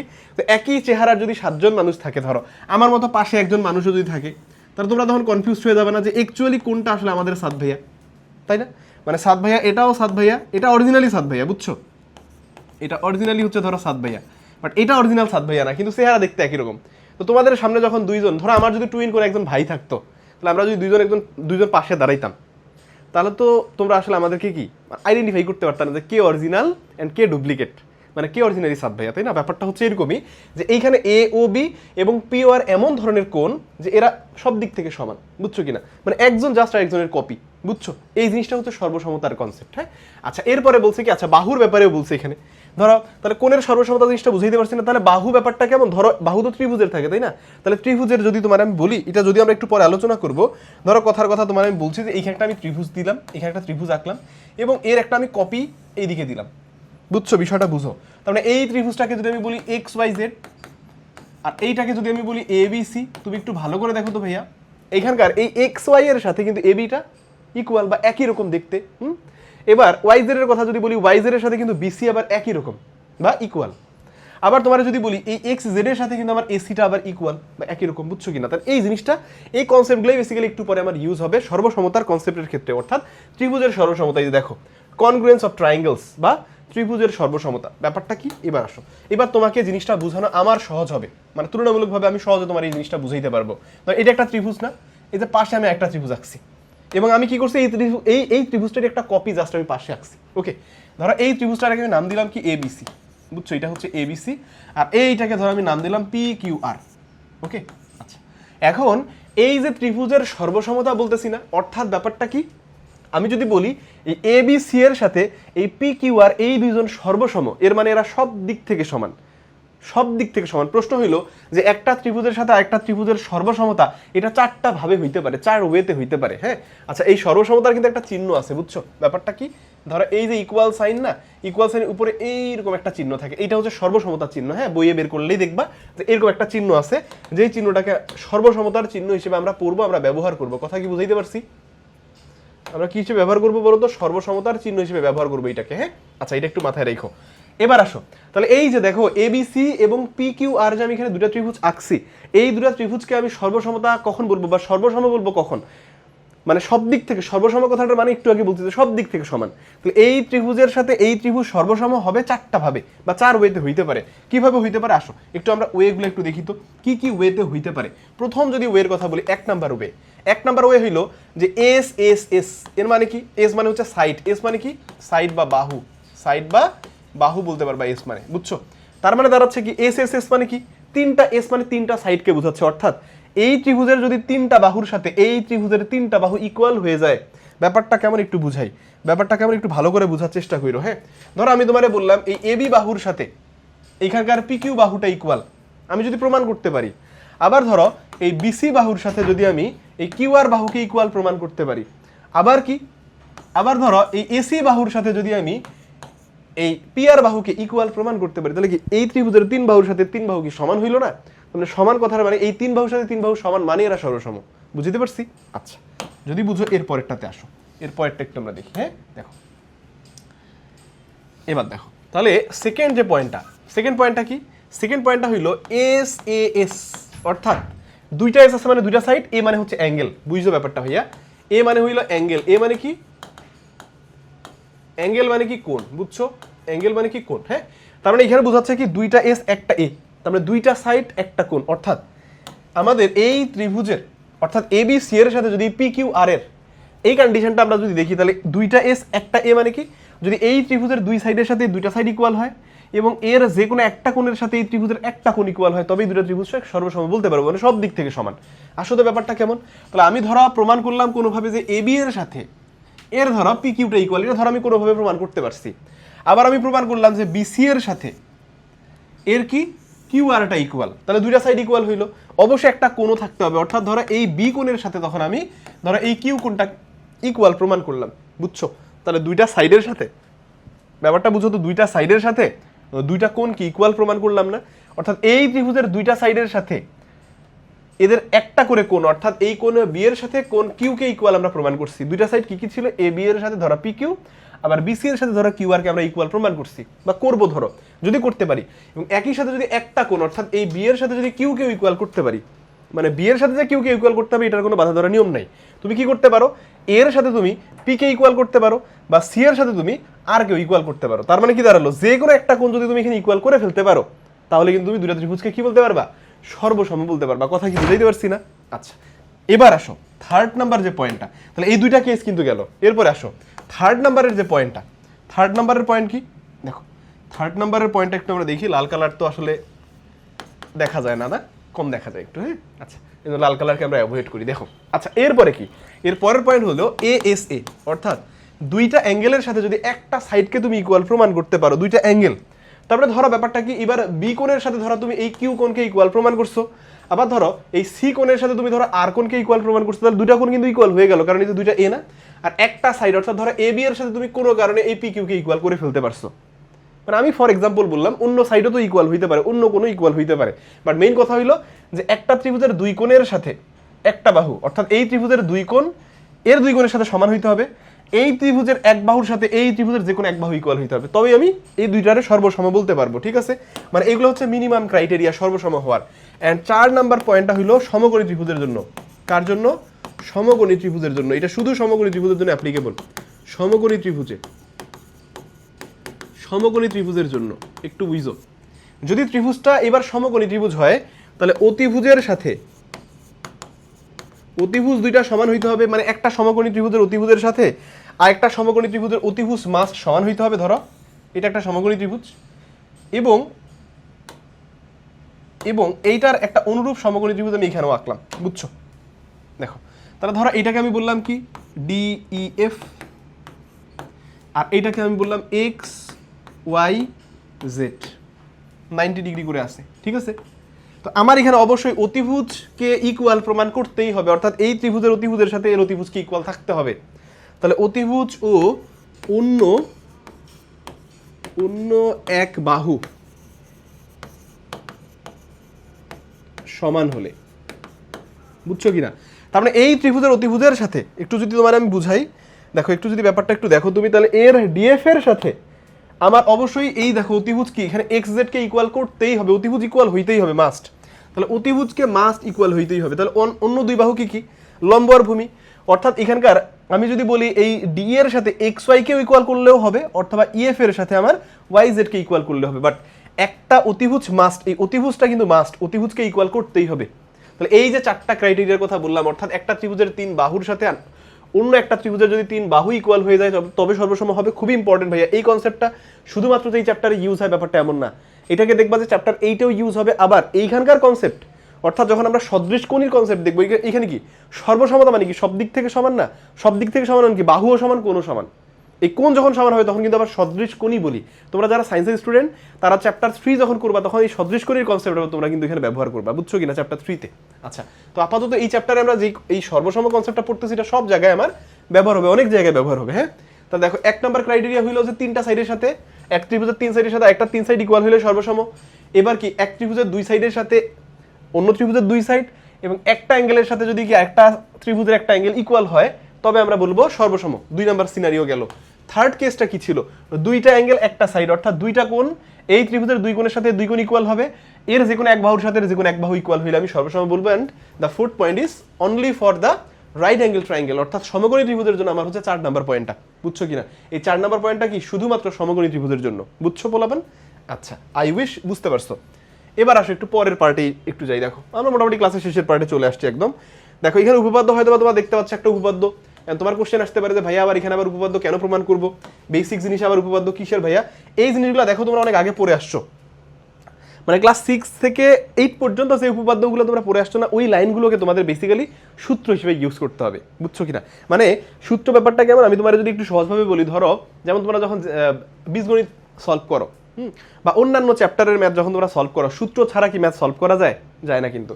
সো এরকম টাইপেরই ধরো আমরা যখন আসলে জ্যামিতি সলভ করবো না, উপপাদ্য জিনিসটা সলভ করবো না, তখন এরকম টাইপের উপপাদ্যের লাইনগুলোকে আমাদের কি সূত্র হিসেবে ব্যবহার করতে হবে। কারণ এই লাইনগুলো থেকেই আমরা বেসিক্যালি কি করবো বলো তো, প্রুফগুলা করতে পারবো, কারণ এদের হেল্প নিয়ে আমরা প্রুফগুলো করবো, বুঝছো কিনা। কারণ প্রত্যেকটা জায়গায় আমরা তো আসলে এই সেম জিনিসগুলোকে আসলে প্রমাণ করলে অনেক বড় হয়ে যাবে, এক একটা উপপাদ্য প্রমাণ করলে দেখো যে এক একটা রচনা হয়ে যাবে, এত বেশি তো আসলে মানে সময় আমরা পাবো না, তাই না। সো এই লাইনগুলোকে আমরা সূত্র হিসেবে ব্যবহার করবো। এই জন্য এদের কথাগুলোকে একটু ভালো করে বুঝতে হবে যে এর কথাটার অ্যাকচুয়াল মিনিংটা কি। মানে শুধুমাত্র কথাটা পড়ে গেলাম তাইলে হবে না, এই কথাগুলো থেকে কিন্তু এমসিকিউতেও কোশ্চেন আসে, বুঝছো। এগুলো হচ্ছে বেসিক জিনিস, এই জন্য এই কথাগুলোকে এখানে রাখা। কি বলছে দেখো তো, ত্রিভুজের 3 কোণের সমষ্টি 2 সমকোণ। এইখানে কথাগুলো একটু ভালো করে লিখে রাখো। দেখো এইখানে তোমার কি বলছে ভাইয়া, 2 সমকোণ বলছে না। এই 2 সমকোণ না থেকে এখানে কি কি থাকতে পারে সম্ভাব্য, যেমন তোমার এখানে 180 ডিগ্রি থাকতে পারে, কি থাকতে পারে 180 ডিগ্রি থাকতে পারে। এরপরে কি থাকতে পারে জানো, এক সরল কোণও থাকতে পারে, এক সরল কোণ। কারণ দেখো তো আমরা একদম বেসিক কিছুক্ষণ আগে আমরা এই জিনিসটা দেখে আসছিলাম যে 2 সমকোণ মানে 2, এই যে দেখো 180 ডিগ্রি বা এক সরল কোণ কিন্তু একই কথা, তাই না। এবং ওইটা আবার কিন্তু 2 সমকোণ, কারণ এক সমকোণ মানে কি 90 ডিগ্রি, তাহলে 2 সমকোণ মানে কি 2 × 90 অর্থাৎ 180 ডিগ্রি হবে। ওকে, আচ্ছা, তাহলে যে ত্রিভুজই হোক না কেন ভাইয়া, দেখো সে যেই ত্রিভুজই হোক না কেন, ধরো এইটা একটা ত্রিভুজ আমি আঁকলাম, এইখানে এবিসি যদি আমি বলি এবিসি, তাহলে এই যে 3টা কোণ, অর্থাৎ এইখানে এ কোণ, যেহেতু এখানে পুরো একটা কোণ তুমি দেখতে পাচ্ছ, কি লিখবা, কোণটাকে তো অবশ্যই কোণ যে বিন্দুতে আসো ওই বিন্দুটাকে মাঝখানে লিখতে হয়, তাই না। তাহলে এই দেখো বিএসি, এটা কিন্তু কি মানে ঠিক মাঝখানের বিন্দুটাতে, মানে মাঝখানে কোন বিন্দুটাকে রাখতে হবে যেই বিন্দুতে কোণ উৎপন্ন হয়েছে, বুঝছো কিনা। তাহলে এই বিন্দুতে কোণ উৎপন্ন হয়েছে, এই যে দেখো কোণটা তো আমার এই বিন্দুতেই আছে, এই জন্য আমি এই বিন্দুটাকে মাঝখানে রাখছি। ওকে, এবার বি বিন্দুতে কোণটাকে যদি বলতে চাই তাহলে কি লিখবো, ওই বি কে মাঝখানে রাখতে হবে। তাহলে তুমি সি বি এও বলতে পারো বা এ বি সিও বলতে পারো। তাহলে এই যে এ বি সি, ওকে। এরপরে ধরো সি বিন্দুতে যে কোণ সেটাকে কি বলবো বলো তো, এটাকে বলবো আমরা কোণ এ সি বি। ওকে, তো এই 3টা কোণের সমষ্টি হচ্ছে 180 ডিগ্রি। কত, 180 ডিগ্রি। বা তুমি বলতে পারো 2 সমকোণ, ঠিক আছে, বা তুমি বলতে পারো কত, এক সরল কোণ, যেটা ইচ্ছা তুমি বলতে পারো, কারণ এই টার্মগুলা একই, বুঝছো। সরল কোণ, এই 3টা কথা একই, এটা বুঝতে হবে। শুধুমাত্র এই ত্রিভুজের জন্য যে অ্যাপ্লিকেবল এমন না। এবার আসো, তোমাকে যদি আমি একটা সমকোণী ত্রিভুজ দিই, ধর এটা একটা কি সমকোণী ত্রিভুজ, এটা একটা সমকোণী ত্রিভুজ না, ধর এই ত্রিভুজটা হচ্ছে কি পি কিউ আর। ওকে, এবং এটা কেন সমকোণী ত্রিভুজ, কারণ যে ত্রিভুজের একটা কোণ 90 ডিগ্রি থাকে তাকে আমরা সমকোণী ত্রিভুজ বলি। এইখানেও 3টা কোণের সমষ্টি 180 হইতে হবে মাস্ট। এটা যে কোনো ত্রিভুজের জন্য অ্যাপ্লিকেবল, একটু খেয়াল করো। এখানে ত্রিভুজের যে কোনো, দেখো 3 কোণের সমষ্টি কি 2 সমকোণ বলছে না, এটা অবশ্যই মাথায় রাখবা, যে কোনো ত্রিভুজের জন্য, যে কোনো ত্রিভুজের ক্ষেত্রে এটা অ্যাপ্লিকেবল। ওকে, আচ্ছা, তাহলে এইখানে তুমি কি বলবা, ধরো পি কোণটাকে যদি তুমি বলতে চাও তাহলে কিউ পি আর একটা কোণ বললাম আমরা, পি বিন্দুর কোণটাকে বললাম, কিউ বিন্দুর কোণটাকে যদি বলি তাহলে ধরো পি কিউ আর, তাহলে পি কিউ আর। এরপরে যদি আমি আর বিন্দুর কোণটাকে বলি তাহলে কি বলবো, পি আর কিউ। দেখো কোণ পি আর কিউ বলবো, এইটা অবশ্যই 180 ডিগ্রি, বা তুমি যদি বলো 2 সমকোণ বা এক সরল কোণ, সবগুলো কিন্তু কারেক্ট। কথা বুঝতে পারছি? আচ্ছা, শুধুমাত্র এটা না, তুমি যদি একটা বিষমবাহু ত্রিভুজ আঁকো, একটা বিষমবাহু যদি ত্রিভুজ আঁকো, হইতে পারে সেটা কি স্থূলকোণী ত্রিভুজ হোক, সমস্যা নেই। ধরো স্থূলকোণী একটা ত্রিভুজই আমি এখানে আঁকলাম, দেখো এইটা একটা ত্রিভুজ, এটা অবশ্যই বিষমবাহু, কারণ 3 কোণ 3 বাহু তার হচ্ছে কি 3 রকমের, তাই না। এবং কোণ যদি বলি এখানকার এই কোণটা 90 থেকে বড় হোক, কোনো সমস্যা নেই। বাট এটাকে যদি তুমি এবার লিখো কি, ধরো এখানে আমরা ডিইএফ লিখলাম, ডিইএফ, তাহলে এইখানেও তুমি তিনটা কোণের সমষ্টি অবশ্যই 180 ডিগ্রি পাবা। ওকে, আসো তো দেখি। তাহলে ই বিন্দুতে কোণটা হচ্ছে DEF প্লাস এফ বিন্দুর কোণটাকে আমরা কি বলবো, EFD বলতে পারি, বা তুমি DFEও বলতে পারো, যেটা ইচ্ছা। ধরো DFE প্লাস, অনেকে কিন্তু এই কোণ লিখতে ভাইয়া ভুল করো, কোণ লিখতে ভুল করা যাবে না, হ্যাঁ। তাহলে যে বিন্দুর কোণটাকে তুমি প্রকাশ করতে চাও, খেয়াল করো, এই যে ডি বিন্দুতে যে কোণটা আছে এই কোণটাকে তুমি চাইলে EDF বলতে পারো। মানে মেইন কথা হইলো ডি বিন্দুতে যে কোণটা আছে ওই বিন্দুটাকে, যে বিন্দুতে কোণটা আছে অ্যাকচুয়ালি এই বিন্দুতে কোণ আছে না, এই বিন্দুটাকে মাঝখানে লিখতে হবে। যেমন এই দেখো এফ আমি মাঝখানে কেন রাখছি, কারণ এইবার এফ বিন্দুতে এই কোণটাকে আমি, এ দেখো এখানে DFE বলতে কিন্তু আমি এফ বিন্দুর কোণটাকে বুঝাচ্ছি, বুঝছো কিনা? আচ্ছা, তার মানে এই ডি বিন্দুর কোণ বোঝানোর জন্য আমি অবশ্যই ডি বিন্দুকে মাঝখানে রেখে লিখবো। তাহলে EDFও লিখতে পারি বা FDEও লিখতে পারি। মানে সোজা কথা, তুমি এই দিক দিয়ে যাও, এই দিক দিয়ে যাও, ডিটা মাঝখানে থাকলে হয়েছে। ওকে, আচ্ছা, তাহলে EDF। ওকে, এই তাহলে এইখানেও তিনটা কোণের যোগফল কত হবে? অবশ্যই 180 ডিগ্রি হবে। এবং আরেকটা কথা বলি, সেটা হচ্ছে কি, এই লাইনটাকে তুমি চাইলে একটু অন্যভাবেও লিখতে পারো। কিভাবে লিখতে পারো? ধরো এই কথাগুলোকে, ধরো এখানে কি ই বিন্দুতে কি একটা কোণই আছে নাকি আরো বেশি কোণ আছে? একটা কোণই না, এই জন্য এই ই বিন্দুতে কোণটাকে তুমি চাইলে শুধু ই কোণও লিখতে পারো। এইভাবে কি লিখতে পারো? শুধু ই লিখতে পারো, কারণ ই বিন্দুতে আর তো কোনো কোণ নাই ভাইয়া। দেখো ই বিন্দুতে কি আর কোনো কোণ আছে? একটাই তো কোণ, ই বিন্দুতে আর কিন্তু কোনো কোণ নাই। সো ই বিন্দুতে যেহেতু আর কোনো কোণ নাই, এই জন্য তুমি ই বিন্দুতে উৎপন্ন কোণটাকে শুধু এইভাবে কোণ ই দিয়েও প্রকাশ করতে পারবা, বুঝছো? আবার ডি বিন্দুতে কোণ কয়টা? একটাই না, এই জন্য ডি বিন্দুতে উৎপন্ন কোণটাকে তুমি শুধু প্লাস কোণ ডি এইভাবে লিখতে পারবা, কোণ ডি। আবার এফ বিন্দুতে কি কোণ আমার একটাই না এখন, কারণ ওই বিন্দুতে তো কোণ একটাই আছে, এই জন্য তুমি এখানেও কোণ এফ এইভাবেও লিখতে পারবা। এটা ইকুয়াল 180 ডিগ্রি। বুঝাইতে পারছি কথা? আচ্ছা, আই উইশ বুঝছো। তার মানে একটা বিন্দুতে যদি একটাই কোণ থাকে তাহলে সেটাকে তুমি চাইলে এইভাবেও লিখতে পারবা, বুঝছো বিষয়টা? আচ্ছা, একটা জিনিস বুঝাই। ধরো এইবার আমি কি করলাম, এইরকম একটা ত্রিভুজ আঁকলাম, ধরো ABC। আচ্ছা, তুমি আমাকে বলো তো সি বিন্দুতে এখানে এই বাহুটাকে একটু বর্ধিত করে দিচ্ছি ধরো ই পর্যন্ত, আমারে বলো সি বিন্দুতে এবার কি একটাই কোণ? সি বিন্দুতে কিন্তু কোণ আছে এবার দুইটা কোণ। কয়টা কোণ? দুইটা। একটা দেখো এই যে এইদিকে একটা কোণ, আবার একটা কোণ কিন্তু হচ্ছে এই যে বাইরের দিকে। তাহলে আমি যদি কোণ সি বলি তাহলে কিন্তু পুরো কোণটাকেই বুঝাবে, বুঝছো? সি বললে পুরো কোণটাকেই বুঝাবে। তাহলে এখন প্রশ্ন হইলো, তুমি এই উপরের কোণটা, এই এ কে বোঝানোর জন্য কিন্তু এখানে শুধু কোণ এ বলতে পারবা, এই বি কোণকে বুঝাতে চাইলে কিন্তু শুধু কোণ বি বলতে পারবা। বাট এখানে সি এর মধ্যে তুমি কোন কোণটাকে বুঝাইতে চাও, যেমন ধরো এই কোণটা কিন্তু এই যে ভিতরের দিকে আছে না, তো এই ভিতরের কোণটাকে যদি তুমি বুঝাইতে চাও, মানে এই শর্ত অনুযায়ী যদি আমি দেখি যে ত্রিভুজের তিন কোণের সমষ্টি কত? দুই সমকোণ না, তাহলে ত্রিভুজের কিন্তু একটা কোণ এ বিন্দুতে, একটা কোণ কিন্তু বি বিন্দুতে, আর এই সি বিন্দুতে যে কোণটা, এটা কিন্তু এই যে ভিতরের দিকের যে কোণটা, এই কোণটা কিন্তু অ্যাকচুয়ালি এর তিন কোণ হিসেবে কাউন্ট করবো আমরা। তাহলে খেয়াল করো তো, আমি এই কোণটাকে বললাম কোণ এ, তাহলে এই কোণটাকে আমি বলবো কোণ বি, বাট এইখানে আমি কিন্তু এটাকে সি বলবো না। কি বলবো বলো তো? সি বললে কিন্তু পুরো কোণকে বুঝাবে। তাহলে এখানে সি কোণ না বলে বলবো আমরা ACB বলবো। কি বলবো? ACB বলবো, তখন 180 ডিগ্রি হবে, বুঝছো? বুঝতে পারছি না? তাহলে একটা বিন্দুতে যদি একটাই কোণ থাকে তাহলে ডিরেক্টলি তুমি এই যে দেখো ওই লেটারটা, অর্থাৎ তার এইভাবে কোণ চিহ্ন দিয়ে ওই লেটারটা লিখতে পারবা। কোণ এ, যেমন এ বিন্দুতে একটাই কোণ ছিল, সো লিখছি। বি বিন্দুতে একটাই কোণ ছিল, লিখছি। বাট সি বিন্দুতে এসে দেখলাম এই দিকে একটা কোণ আছে বাইরে, তাই না? এটা আই উইশ ব্যাপারটা বুঝছো। তাহলে এই কোণ লেখার ব্যাপারগুলো নিয়ে কোনো প্রকার কনফিউশন থাকা যাবে না, কারণ এই কোণ অনেকেই দেখি যে তোমরা লিখতে ভুল করো ভাইয়া, এটা করা যাবে না। ওকে, এই জন্য বেসিক জিনিস জানা প্রয়োজন আছে। এবার আসো এইখানে একটু কথাগুলো একটু দেখি, এগুলো দেখলেই মোটামুটি আমাদের কি এই চ্যাপ্টারের পার্ট আসলে শেষ। কি বলছে? একটি ত্রিভুজের একটি বাহুকে বর্ধিত করলে যে বহিস্থ কোণ উৎপন্ন হয় তা এর বিপরীত অন্তঃস্থ কোণ দ্বয়ের সমষ্টির সমান। এখন এখানে জানতে হবে আগে যেটা, সেটা হচ্ছে ত্রিভুজের অন্তঃস্থ কোণ এবং কি বহিস্থ কোণ জিনিসটা কি, exterior angle and internal angle. হ্যাঁ, আচ্ছা আসো একটু দেখাই। ধরো এই বাহুটাকে আমি একটু বর্ধিত করে দিলাম। কি করলাম? একটু আমি এই বাহুটারে একটু বর্ধিত করলাম, বুঝছো? দেখো, ধরো, আচ্ছা একটু দেখো, ধরো এইটা আমার ত্রিভুজ হচ্ছে ABC। এই ABC ত্রিভুজে আমি কি করছি? BC বাহুকে আমি ধরো ই পর্যন্ত বর্ধিত করছি। কি করছি? ই পর্যন্ত বর্ধিত করছি। তাহলে এখন প্রশ্ন হইলো যে বহিস্থ কোণ আর অন্তঃস্থ কোণ জিনিসটা কি, এটা আগে একটু বুঝতে হবে আমার। হ্যাঁ, ধরো আমার ত্রিভুজ কিন্তু অ্যাকচুয়ালি ABC। বহিস্থ কথাটা মানে কি ভাই আমারে বলো তো? বহিস্থ মানে বাইরের, আর অন্তঃস্থ মানে কি? অন্তঃস্থ মানে হচ্ছে ভিতরের, তাই না? ওই যে ঘরের ভিতরের আর বাইরের, বুঝছো না? ওই যে হৃদয়ের ভিতরে, হৃদয়ের গহীন গহীন তলে কাউকে তুমি লুকিয়ে রাখো। কেন লুকিয়ে রাখো? যেন কেউ তোমার ব্যাপারে, তোমার পার্সোনাল ব্যাপারে কেউ যেন কোনো কিছু না জানে, তাই না? এই জন্য কি তুমি তোমার হৃদয়ের অন্তরের অন্তঃস্থলে কাউকে না কাউকে তুমি কি লুকায় রাখো, তাই না? অবশ্য তুমি তোমার ক্লোজ ফ্রেন্ডদেরকে জানায় রাখো। কেন জানায় রাখো? যেন তাদের কাছ থেকে সুবিধা নিতে পারো। তাহলে এই যে তুমি তোমার হৃদয়ে যে কাউকে লুকায় রাখছো কোনো একটা নাম, সেই নামটা হইতে পারে প্রিয়া, তাই না? হইতে পারে কি অহনা, বুঝছো কিনা? হইতে পারে সুমাইয়া, এনিথিং এলস। হ্যাঁ, এই তো যে নামটাকে তুমি হৃদয়ের ভিতরে লুকায় রাখছো, এটা কি বাইরে থেকে কেউ দেখতে পারে? তোমরা এটা ভিতরের দিকে না, এই তো আই উইশ বুঝছো, কারণ এই জিনিসগুলো দিয়ে তোমরা খুব ভালো বুঝছো। হ্যাঁ, এই যে দেখো এইখানে যে ত্রিভুজটা আছে অ্যাকচুয়ালি এবিসি, আমার বলো তো এবিসি এর মধ্যে এই কোণটাকে আমি তার ভিতরের কোণ বলবো, এই বি এর মধ্যে এই কোণটাকে অবশ্যই তার ভিতরের কোণ বলবো। তাহলে এই সি বিন্দুতে যে বাইরেও একটা কোণ আছে, কিন্তু এবার এটাকে বর্ধিত করছি না, একটু আগে যে জিনিসটা বুঝাইছি আমি, তো এই কোণটাকে তাহলে তুমি ভিতরের কোণ বলবা। তাহলে কিন্তু এই কোণগুলা কিন্তু হচ্ছে অন্তস্থ কোণ বা ভিতরের কোণ একটা ত্রিভুজের, কথা বুঝছো কিনা? কিন্তু প্রশ্ন হইলো যে আমাকে এখানে কোশ্চেনের মধ্যে কি বলছে, যদি তুমি একটি বাহুকে বর্ধিত করো, তার মানে তুমি যেই বাহুরে বর্ধিত করতেছো, একটু খেয়াল করো, বিসি কে তুমি বর্ধিত করছো না ই পর্যন্ত, বিসি কে বর্ধিত করছো না ই পর্যন্ত, তাহলে আমার তুমি বলো তো এই এ বিন্দুতে এখানে কি কোনো বহিস্থ কোণ আছে? না, এখানে কোনো বহিস্থ কোণ নাই, কারণ তুমি যদি বাহুকে বর্ধিত না করো কোনো বহিস্থ কোণ উৎপন্ন হওয়ার কোনো চান্স নাই, বাইরে কোনো কোণ উৎপন্ন হবে না। একটু খেয়াল করো এই বিন্দুতে, সি বিন্দুতে কি হয়েছে, তুমি যখন বিসি কে ভাইয়া ই পর্যন্ত বর্ধিত করছো, তখন এই বাইরের দিকে তুমি একটা কোণ পাচ্ছ না, এই কোণটাকে অ্যাকচুয়ালি আমরা বলবো বহিস্থ কোণ। কি বলবো?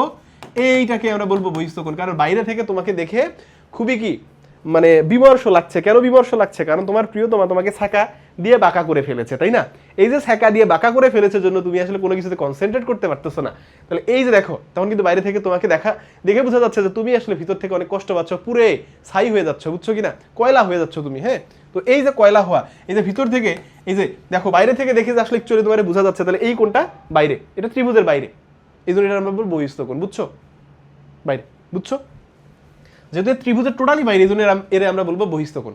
তাহলে তোমার বলতেছে কি, যদি একটা বাহুকে তুমি বর্ধিত করো, একটি বাহুকে বর্ধিত করলে যে বহিস্থ কোণ উৎপন্ন হয়, তাহলে এই দেখো একটি বাহু বিসি কে বর্ধিত করে এই যে বহিস্থ কোণ উৎপন্ন হয়, কোন বহিস্থ কোণ উৎপন্ন হয়েছে আমার বলো? এ সি, এখানে আমি বলবো কোণ এ সি ই, শুধু আবার সি বলা যাবে না, এ সি ই আমার বহিস্থ কোণ উৎপন্ন হয়েছে। ওকে, লিখলাম। তাহলে এইখানে যে এ সি ই উৎপন্ন হইল, এ কার সমান বলছে একটু খেয়াল করো, তোমারে বলছে তা এর অন্তস্থ বিপরীত কোণ দ্বয়ের সমষ্টির সমান, মানে অন্তস্থ বিপরীত যে দুইটা কোণ আছে তাকে যদি যোগ করি, যে মানটা আসবে ওই মানটা হবে এই এসিই এর সমান। কথা কি বুঝাইতে পারছি? আবার বলি, দেখো এই দেখো, তাহলে যে বহিস্থ কোণ উৎপন্ন হয়, যে বহিস্থ কোণ উৎপন্ন হয়, তাহলে কোন বহিস্থ কোণ উৎপন্ন হয়েছে? এসিই। ওকে, আচ্ছা, কার সমান? তা এর অন্তস্থ বিপরীত কোণ দ্বয়ের। এখন আসো অন্তস্থ বিপরীত কোণগুলো একটু চিহ্নিত। অন্তস্থ কোণ কি কি ছিল? এই সি বিন্দুতে এই ভিতরের দিকের কোণটা, অর্থাৎ এ সি বি একটা অন্তস্থ কোণ। আবার এ বিন্দুতে যে কোণটা আছে সি এ বি, এটা কিন্তু একটা অন্তস্থ কোণ, মানে ভিতরের দিকের কোণ। আবার একটা কি সি বি এ, এইটা কিন্তু একটা অন্তস্থ কোণ, অর্থাৎ এই বি বিন্দুতে একটা অন্তস্থ কোণ। তিনটা কোণই কিন্তু অন্তস্থ কোণ। বাট তোমারে বলছে কি, ওই যে বহিস্থ কোণ যে তোমার উৎপন্ন হইল, তা এর বিপরীত অন্তস্থ কোণ, তার মানে কি এই কোণটা, অর্থাৎ এই যে অন্তস্থ, এই যে বহিস্থ কোণটা আছে না, এর বিপরীত অন্তস্থ কোণ কারা কারা? দেখো অন্তস্থ কিন্তু এইটাও, বাট এটা কিন্তু আমার বহিস্থ কোণের সাথে কানেক্ট। দেখো এটা বহিস্থ কোণ না, তার সাথে এটা কানেক্ট। বাট তোমারে বলছে কি, এই দেখো যে বহিস্থ কোণ উৎপন্ন হয় তা এর অন্তস্থ বিপরীত কোণ, তার মানে কি এই বহিস্থ কোণের বিপরীত অন্তস্থ কোণ তোমার খুঁজতে হবে। এর বিপরীত অন্তস্থ কোণগুলা, তাহলে এই কোণটা এবং এই কোণটা। কেন এই দুটাকে তুমি অন্তস্থ বিপরীত কোণ বলবা? কারণ এরা অবশ্যই ভিতরের দিকের কোণ, এটা আগেই বলছি তোমার। এবং বিপরীত কেন? কারণ এই যে এখানে সি বিন্দুতে, অর্থাৎ এখানে যে এ সি, দেখো এ সি বি, এই কোণটা অ্যাকচুয়ালি কিন্তু আমার এই বহিস্থ কোণ এ সি বি এর সাথে কানেক্ট, অর্থাৎ সি বিন্দুতেই কিন্তু দুইটা কোণ। এই জন্য কিন্তু এই এ সি বি, অর্থাৎ এই ভিতরের দিকের যে কোণটা আছে ভাইয়া, এই ভিতরের দিকের কোণটাকে কিন্তু তুমি বিপরীত কোণ বলতে পারবা না, অন্তস্থ বিপরীত বলতে পারবা না। তার মানে অন্তস্থ, তাহলে এই কোণটা যদি তার সাথে কানেক্ট হয়, এই বহিস্থ কোণের সাথে যদি কানেক্ট হয়, তাহলে এই দুইটা কোণই কি তোমার অন্তস্থ বিপরীত না? তার মানে তুমি আমার বলো তো, তাহলে এখানে বহিস্থ কোণ যেহেতু আমরা বুঝলাম যে এ সি ই আমার বহিস্থ কোণ, তাহলে এটা কার সমান হবে বলছে কোশ্চেনে? বিপরীত অন্তস্থ কোণ দ্বয়ের সমষ্টির সমান। বিপরীত অন্তস্থ কি কি? একটা এ বিন্দুতে আছে, একটা বি বিন্দুতে। এ বিন্দুর কোণটাকে কি বলবো আমি? সি এ বি ধরো কোণ, তাহলে আমি এখানে বলবো যে বিপরীত অন্তস্থ। দেখো তাহলে বিপরীত অন্তস্থ, বিপরীত অন্তস্থ খেয়াল করো, তাহলে কি বলবো? কোণ সি এ বি বলবো, সি এ বি প্লাস কি বলবো? দেখো তো সি এ বি এর সাথে বলবো এ বি সি, কোণ এ বি সি। বুঝছো কিনা? এই কথাটা এখানে বলছি, খুবই ইম্পর্টেন্ট কথা, মাথায় রাখতে হবে এটা, কারণ এই জিনিসটা তোমাদের এমসিকিউতেও কাজে লাগবে। কোথায়? এটা তোমাদের অবশ্যই এমসিকিউতেও কাজে লাগবে এবং সিকিউতেও তোমার হেল্প করবে। এটা সিকিউতে এই জিনিসটা তোমার কিন্তু হেল্প করবে, এই কনসেপ্ট। ওকে, তাহলে আই উইশ বুঝতে পারছো। তাহলে এই যে অন্তস্থ, দেখো এই যে বহিস্থ কোণটা কি, তার বিপরীত এই দুইটা কোণ অন্তস্থ কোণের সমষ্টির সমান হবে। ওকে, আচ্ছা আচ্ছা, এবার একটু দেখো তো উপপাদ্য 6 এর যে লাইনটা, খুবই ইম্পর্টেন্ট লাইন কিন্তু। কি বলছে? যদি কোনো ত্রিভুজের দুইটি বাহু পরস্পর সমান হয় তবে এদের বিপরীত কোণ দুইটিও পরস্পর সমান। তার মানে এখানে একটা ত্রিভুজের কথা বলতেছে, যে একটা ত্রিভুজে যদি দুইটা বাহু কোনো কারণে সমান হয়, কি হয়? একটা বাহু যদি, দুইটা বাহু যদি একটা ত্রিভুজের কোনো কারণে তুমি সমান করতে পারো, কি করতে পারো? সমান করতে পারো। ধরো এইটা একটা ত্রিভুজ, নাম দিলাম ধরো এ বি সি। ওকে, এখন এই ত্রিভুজের মধ্যে আমি বললাম যে এবি বাহুর সাথে আমার বিসি বাহুটা সমান, এটা ধরো আমি কোনোভাবে প্রমাণ করতে পারছি বা আমার কোশ্চেনের মধ্যে দেয়া আছে। যদি দেয়া থাকে যে এবি বাহুর সাথে আমার বিসি বাহু সমান, তো কোশ্চেন তোমাকে বলতেছে যে যদি একটা ত্রিভুজের দুইটি বাহু, দেখো দুইটি বাহু যদি সমান হয়, পরস্পর কি হয়, পরস্পর সমান হয়, তবে ওই দুই বাহুর যে বিপরীত কোণ, খেয়াল করো, তবে কোশ্চেন আমারে বলতেছে এদের বিপরীত কোণ দুইটিও পরস্পর সমান হবে। তার মানে দাঁড়াচ্ছে এবি বাহুর বিপরীত কোণ বিসি বাহুর বিপরীত কোণ পরস্পর সমান হবে। তার মানে কোশ্চেন আমাকে বলতেছে যে এবি ইকুয়াল ধরো বিসি, বা আমি ধরো কোনোভাবে প্রমাণ করতে পারছি যে এবি বাহুর সাথে বিসি বাহু ইকুয়াল, তাহলে একটা ত্রিভুজের দুই বাহু ইকুয়াল কথার মানে এর বিপরীত কোণ দুটো ইকুয়াল। তাহলে তুমি আমাকে এখন বলো এবি বাহু, এই এবি বাহুর বিপরীত দিকে যেই কোণটা আছে সেই কোণটা কি, এই যে সি কোণ না, আমি বলবো এবি বাহুর বিপরীত কোণ হলো সি কোণ, তাহলে সি কোণকে আমি এসিবি বলতে পারি, কোণ এসিবি। এইটা বিসি বাহুর, এবার খেয়াল করো তো বিসি বাহুর বিপরীত কোণ কি, বিসি বাহু এইটা, তাহলে এর বিপরীত দিকে কোন কোনটা আছে, এই যে এ বিন্দুতে না, তারপরে আমি এ কোনটা কি বলবো, ধরো বিএসি বা সিএবি যেটা ইচ্ছা বলি, তাহলে ধরো বিএসি। তাহলে তোমার লাইন বলতেছে এইটা যে একটা ত্রিভুজের দুই বাহু সমান হওয়া কথার মানে হইলো তার বিপরীত দুইটা কোণ সমান হওয়া। আচ্ছা এই কথাটাকে আমি তো উল্টাও বলতে পারি, কিভাবে, যে যদি বা দুইটা কোণ ইকুয়াল হয়, এটাকে আমি একটু উল্টায়ও বলতে পারি, দেখো ঘুরায়ও বলতে পারি। কিভাবে, ধরো এটা হইলো একটা ত্রিভুজ ডিইএফ, বুঝছো কিনা। এবার আমি তোমারে বললাম যে এই কোণটা যদি এক্স হয়, একটু বুঝো, এই ই কোণটাকে আমি বললাম এক্স, কি বললাম এক্স, তাহলে এফ কোণটাকে আমি বলে দিলাম এক্স, বা আমি কোনোভাবে প্রমাণ করতে পারছি। অর্থাৎ ব্যাপারটা কি দাঁড়ালো যে ই বিন্দুতে যে কোণ আছে এবং এফ বিন্দুতে যে কোণ আছে এরা দুজন সমান। তাহলে উল্টা কথাটা কি বলতে পারি, যেহেতু দুইটি বাহু সমান যদি হয় তখন তাদের আমরা বিপরীত কোণ দুইটাকে সমান বলছি না। তাহলে এইখানে কথাটাকে একটু ঘুরাই চিন্তা করো তো এবার, যে একটা ত্রিভুজে যদি দুইটা কোণ সমান হয় তার বিপরীত বাহু দুইটাকে আমরা সমান বলতে পারবো। তাহলে এইটার জাস্ট উল্টা কথা এটা। তাহলে এবার আমারে তুমি বলো, একইভাবে আমি এখানে বের করবো, খেয়াল করো এই যে ই বিন্দুতে যে কোণটা আছে এই কোণের বিপরীত বাহু কি, এইভাবে দেখবা, ঠিক এর উল্টা দিকে কোন বাহু আছে ডিএফ, তাহলে এখানে ডিএফটা কি হবে, কার সাথে ইকুয়াল হবে বলো তো, এই এফ কোণের বিপরীত বাহুর সাথে। তাহলে এফ কোণের উল্টা দিকে কোন বাহু আছে মানে বিপরীত দিকে, তুমি বলবা ডিই, তাহলে অবশ্যই কি হবে ডিএফ এর সাথে ডিইটা ইকুয়াল হবে। কথা কি বুঝাইতে পারছি, বুঝাইতে পারছি না? এই তো সিম্পল জিনিস ভাই, এই কথাটা একটু মাথায় রাখতে হবে। এগুলো এমসিকিউতে কিন্তু কাজে লাগে, হ্যাঁ এগুলো এমসিকিউতে কাজে লাগে। এরপরে আসো খুবই ইম্পর্টেন্ট একটা কথা, এটা কত উপপাদ্য 13 লাইন, খুবই ইম্পর্টেন্ট একটা কথা, ঠিক আছে। কি বলছে তোমারে, বলছে যে ত্রিভুজের যে কোনো দুই বাহুর দৈর্ঘ্যের সমষ্টি এর তৃতীয় বাহু অপেক্ষা বৃহত্তর। একটু খেয়াল করা, কে বৃহত্তর, তৃতীয় বাহুর দৈর্ঘ্য অপেক্ষা বৃহত্তর। তার মানে দুইটা বাহু যদি তুমি যোগ করো, খেয়াল করো যে কোনো দুই বাহুর দৈর্ঘ্যের সমষ্টি, মানে দুইটা, একটা ত্রিভুজে তো তিনটা বাহুই থাকে, তার মধ্যে তুমি যদি দুইটা বাহুকে যোগ করো তাহলে সেই অবশ্যই তার তৃতীয় বাহুর থেকে বড় হবে, এই কথাটা বলতেছে। এবং এটা যে কোনো ত্রিভুজের জন্য, খেয়াল করছো, যে কোনো ত্রিভুজের জন্য। মানে আমরা কি, মানে দুইটা ক্যাটাগরিতে টোটাল 3 প্রকারের ত্রিভুজ পড়ছি। একটু মনে করো দুইটা ক্যাটাগরিতে টোটাল আমরা কি 3 প্রকারের ত্রিভুজ পড়ছি আমরা। একটু দেখো তো, এই যে সমবাহু, সমদ্বিবাহু, বিষমবাহু ত্রিভুজ, মানে কি বাহু ভেদে। আবার কোন ভেদে পড়ছিলাম, সমকোণী, স্থূলকোণী। এরপরে কি, এই স্থূলকোণী কোনটা, এইটা হচ্ছে স্থূলকোণী, আবার কনফিউজ হওয়া যাবে না। এরপরে কি সূক্ষ্মকোণী, মানে কোন ভেদে আমরা কি 3 প্রকারের আমরা ত্রিভুজ পড়ছি। মানে সহজ কথা, সে যেই ধরনের ত্রিভুজই হোক না কেন, সে যেই ধরনেরই ত্রিভুজ হোক না কেন, তার অবশ্যই যে কোনো দুইটা বাহুকে যোগ করলে তৃতীয় বাহুর থেকে বড় হবে, মাস্ট। আচ্ছা আমি একটু এই 3 ধরনের ত্রিভুজই এখানে আঁকবো। ধরো স্পেশালি ধরো এইটা হচ্ছে কি আমাদের, ধরো এই ত্রিভুজটাকে আমরা বলি সূক্ষ্মকোণী ত্রিভুজ, ওকে। এরপরে যদি আমি এখানে সমকোণী একটা ত্রিভুজ আঁকি, ধরো এইটা একটা হচ্ছে কি সমকোণী ত্রিভুজ আঁকলাম, ওকে। এরপরে ধরো আমি এখানে একটা স্থূলকোণী ত্রিভুজ আঁকবো, হ্যাঁ। আচ্ছা ধরো একটা স্থূলকোণী ত্রিভুজ আঁকি, সে যেই কোয়ালিটির ত্রিভুজ হোক না কেন ভাইয়া, সেখানে অবশ্যই এর যে কোনো দুইটা বাহুকে যদি তুমি যোগ করো অবশ্যই তৃতীয় বাহু অপেক্ষা বড় হইতেই হবে। ধরো আমি নামগুলা সবগুলার কমন নাম দিলাম এ বি সি, এইখানে আমি নাম দিলাম এ বি সি, এইটাকে আমি নাম দিলাম কি এ বি সি। তাহলে একটা নাম দিয়েই সবগুলাকে প্রকাশ করা যাবে। এবার আসো, তাহলে আমার দৈর্ঘ্য তিনটা কি কি বলতো, এ বি এক বাহু, আবার বিসি এক বাহু, আবার এসি এক বাহু না। দেখো তাহলে আমার বলছে যে দুইটা বাহুকে যদি তুমি যোগ করো, সমষ্টি মানে কি দুই বাহুরে যোগ করা, হ্যাঁ। তাহলে যে কোনো দুই বাহুর দৈর্ঘ্যের সমষ্টি, তাহলে দুইটা বাহুকে আমি যদি যোগ করি তাহলে সে অবশ্যই ওই দুই বাহু অবশ্যই তৃতীয় বাহু অপেক্ষা কি হবে, অপেক্ষা বৃহত্তর হবে, বৃহত্তর হবে। তার মানে এবি যদি একদিকে থাকে তাহলে আমার বলো তো, আমি আপাতত এবি কে নিয়ে একটু চিন্তা করি, এবি যদি একদিকে থাকে তাহলে বাকি দুই বাহুকে যোগ করা মানে কি, বাকি দুই বাহুকে কে বলো তো, বলো। এবি যদি আমি বাদ দিয়ে দিই, এবি বাদ দিয়ে দিই, তাহলে আমার এসি আর বিসি আছে না। তাহলে তুমি যদি এসি আর বিসি কে যোগ করো, তোমারে বলছে যে এসি আর বিসি অবশ্যই তৃতীয় বাহুর থেকে বড় হবে, মানে এবি এর থেকে বড় হবে। এটা হচ্ছে 1 নাম্বার কথা, প্রথম কথা। এটা হবে, হইতে হবে, মাস্ট, না হইলে হবে না। এবার আসো, এরপরে কি বলতেছে, যদি বিসি কে তুমি একদিকে রাখো, বাকি দুই বাহুকে যদি যোগ করো, তাহলে বিসি কে একদিকে রাখলা, বাকি দুই বাহুকে কে, দেখো বিসি কে বাদ দিলা, তাহলে এবি আর এসি। তাহলে তুমি যদি এবার কি করো, এবি প্লাস এসিও করো, তাহলে এখানে কি দুই বাহু যোগ করলাম না, অবশ্যই সেই তৃতীয় বাহু অর্থাৎ বিসি এর থেকে বড় হবে। আবার আসো, এসি কে তুমি ধরো বাদ দিলা, এর তৃতীয় বাহু হিসেবে চিন্তা করলা, তাহলে এসি বাদ দাও, বাকি দুই বাহুকে কি, একটা এবি একটা বিসি না, তাহলে এবি আর বিসি কেও যদি তুমি যোগ করো, তাহলে অবশ্যই সে এসি এর থেকেও কি হবে, বড় হবে। তার মানে কি তিনটা সিনারিওতে আমরা কি দেখলাম, যখন এবি আমার তৃতীয় বাহু হিসেবে ছিল, অপর দুই বাহুর সমষ্টি অবশ্যই বড়। আবার দেখো বিসি যখন আমার কি তৃতীয় বাহু হিসেবে ছিল, অপর দুই বাহুকে যখন আমরা যোগ করছি, এটাও কিন্তু বড় হয়েছে, অপর দুই বাহু সমষ্টি বড় হয়েছে এ বিসি এর থেকে। আবার এসি কেও যখন আমরা তৃতীয় বাহু হিসেবে চিন্তা করছি, অপর দুই বাহুকে যোগ করলে কিন্তু এসি এর থেকে বড় হয়েছে। কথা কি ক্লিয়ার না?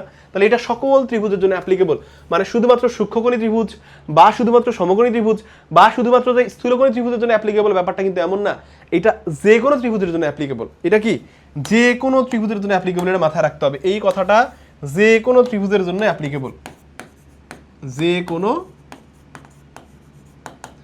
ত্রিভুজের ক্ষেত্রে প্রযোজ্য।